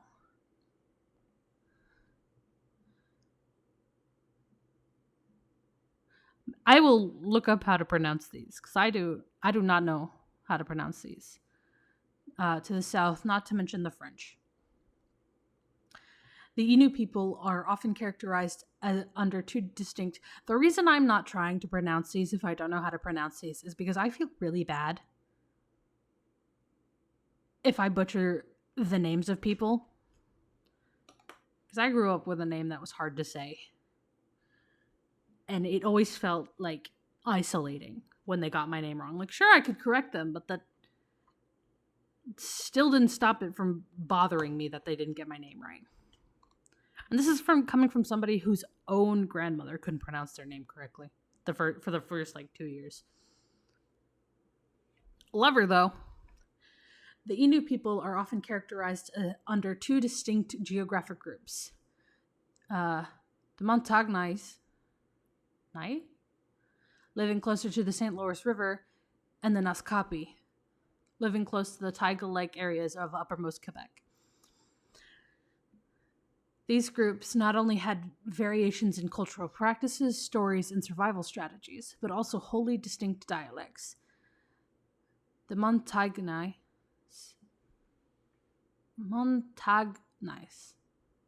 to the southwest might use the same word to describe an animal as the Naskapi to the northeast, but the pronunciations could vary considerably. Okay, I will have to look up the names used in these and in the history, because I'm feeling very bad that I don't know how to properly pronounce them. Loons. Long ago there was a terrible winter. Wolverine, the trickster, was starving until he found countless birds huddled for warmth. Wolverine begged them for help, claiming to know a drum dance to bring back summer, and the birds agreed to perform it. Wolverine built a tent, banged drums, and sang while they danced with eyes closed. Then one by one, Wolverine snuck behind them, broke their necks, and tossed them aside, using music to muffle their deaths. For his true goal was an easy hunt and a feast of fatty fowl. But soon, Loon noticed she'd no longer bumped into her friends while dancing, so she risked a peek, saw their corpses, wailed for the surviving birds to fly away. And all but Loon escaped. Enraged, Wolverine attacked. He broke her legs, tore her tail, stabbed her eyes till they turned red as punishment for ruining her plans. In the end, Loon saved everyone, but was scarred for life. While trying to save the Inu scar me the same way. Oh no, poor guy. He just wants to go home. Common loons may resemble geese, but their ornate black-white plumage and scarlet eyes give them a truly distinctive appearance. Their larger, webbed feet and sharp beaks in particular make them adept divers, specializing in spearfishing small crustaceans. That said, loons are best known for their eerie, high-pitched wailing calls, used to signal danger or establish territory. Many native peoples, like the Maliseet, believe these songs were meant to inform or mourn spirits of fallen heroes from the land of the living. Notably, loons also struggled to fly compared to other birds. Their heavy bodies, bow-legged hips, squat tail feathers, and proportionately small wingspans mean they need a long running starts to take off from water, sometimes requiring over 100 yards of sprinting and flapping to achieve proper liftoff. I think I knew that. Chasse Galerie. It's a boat. Give me this one, please. Thank you. The strangest part of Pierre's story is that it almost sounds familiar. We had an Algonquian and Wendat visitors to Totasak, who told stories about canoes that sailed the skies. But nothing quite like this. Their tale spoke of two children who made a bargain with an isolated elder. They learned to make flying canoes from him, but then returned home to their families with a medicine that could bring the dead back to life. A far cry from this devil Pierre keeps calling evil. No matter how similar their stories are, I suppose our people will always choose to tell them in very different ways. Despite being one of Quebec's most beloved and well-known folk tales, the legend of Chasse Galerie has a convoluted origin. In the beginning, it was a story told in rural France about a noble who committed sacrilege during a hunt, which damned him to roam the sky with other lost souls. Later, as colonists traded stories with native people, the traders began borrowing reoccurring motifs found across indigenous myths, most notably the creation of flying canoes. This, together with shifting values and growing distaste for institutionalized religion, likely led to the story's modern iteration, where a group of lumberjacks make a deal with the devil to fly home in a canoe in order to celebrate New Year's Eve alongside their lovers. And then we got honoring animals updated. Innu culture is based on the respect of all lives, especially those animals they rely on for survival. To honor and sacrifice prey, hunters build platforms of pine and fir to keep their slain carcasses off the ground during the skinning and butchering process. Allowing bear meat to touch dirt during either step is considered a grave offense. Furthermore, the platform's fragrant wood would keep carrion from decaying too quickly and help draw scavengers to the remains, ensuring parts of the carcass Innu didn't use wouldn't go to waste. Lastly, skulls and antlers were hung on trees to give the animal a pleasant view of the land and its afterlife. To let the corpse fester is seen as torture for the spirit still trapped within a decomposing body.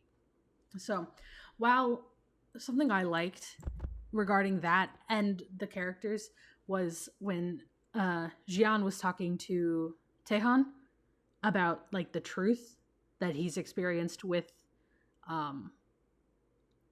the other Jesuits. It kept flashing back to Maikon and Pierre, and Maikon teaching Pierre about how to properly like respect the dead. And then I love that the scene ended with and I think that it was the chapter end too, with Pierre being like, "That's beautiful, Maikon." And I'm like, if I can convince this man, I will be pleased. And I feel like Tehan is getting through to Jian. And it's like, these people can live in harmony. I want to see that. I don't know if this is like based on like proper true history, like the story. But I really want to see these two groups of people be able to work out their differences, because I feel like that's a story we don't get very often. at least in a setting that we're familiar with, at least in modern day. Anyway, it's been 3 hours and 10 minutes. We did 4 chapters today, and each chapter was really good. I don't know how much longer there is. Let's see. Return to main menu. I don't know how many chapters there are, but I am enjoying this game immensely. Oh, that music is so nice. I'm enjoying the story immensely. I am so excited for what comes next. I hope you guys are enjoying too. I would definitely check out the devs. If I could remember their name, I would tell you. But I can't remember their name off the top of my head. Hang on a second. I have the Steam app on my phone. I'll check while we listen to the really amazing music. But the whole reason I picked this was because I was like, do I want to play Dream Daddy? Do I want to play I Was a Teenage Exocolonist, right? Either two. And then I was just doom scrolling, because that's what you do. The dev is Unreliable Narrators. The publisher is Unreliable Narrators and Indie Asylum. And I got this on Steam. It was like $16, $15, $12. I don't know. It was on sale. For the introduction. And then I saw it and they were like, oh, I saw the one where they were like, we finally pressed release on the game we've been working on for 4 years. I was like, oh, that's cool. I'll check it out. And so I did, and there was lots of like art scenes and a little bit of explanation about the story. And I was like, ooh. So I went on Steam to find it, and I read like the synopsis and the summary, which are 2 different things I think on Steam. The synopsis is right under the cover, and you scroll down a little bit for the summary. And I was like, ooh, this is really cool. And then we got in, and oh, it was so awesome. I like the switching perspectives, but you can tell they overlap. And like how you react to Pierre as Jian and how you react to Taehan as Maikon reflect how they reference you in regards to the other character. And I think that's super cool. So I will see you guys next Tuesday. And we will continue playing from there. Hopefully there's more than one more chapter. If not, we might be playing something else. But anyway, I'll see you guys next time. You guys have fun.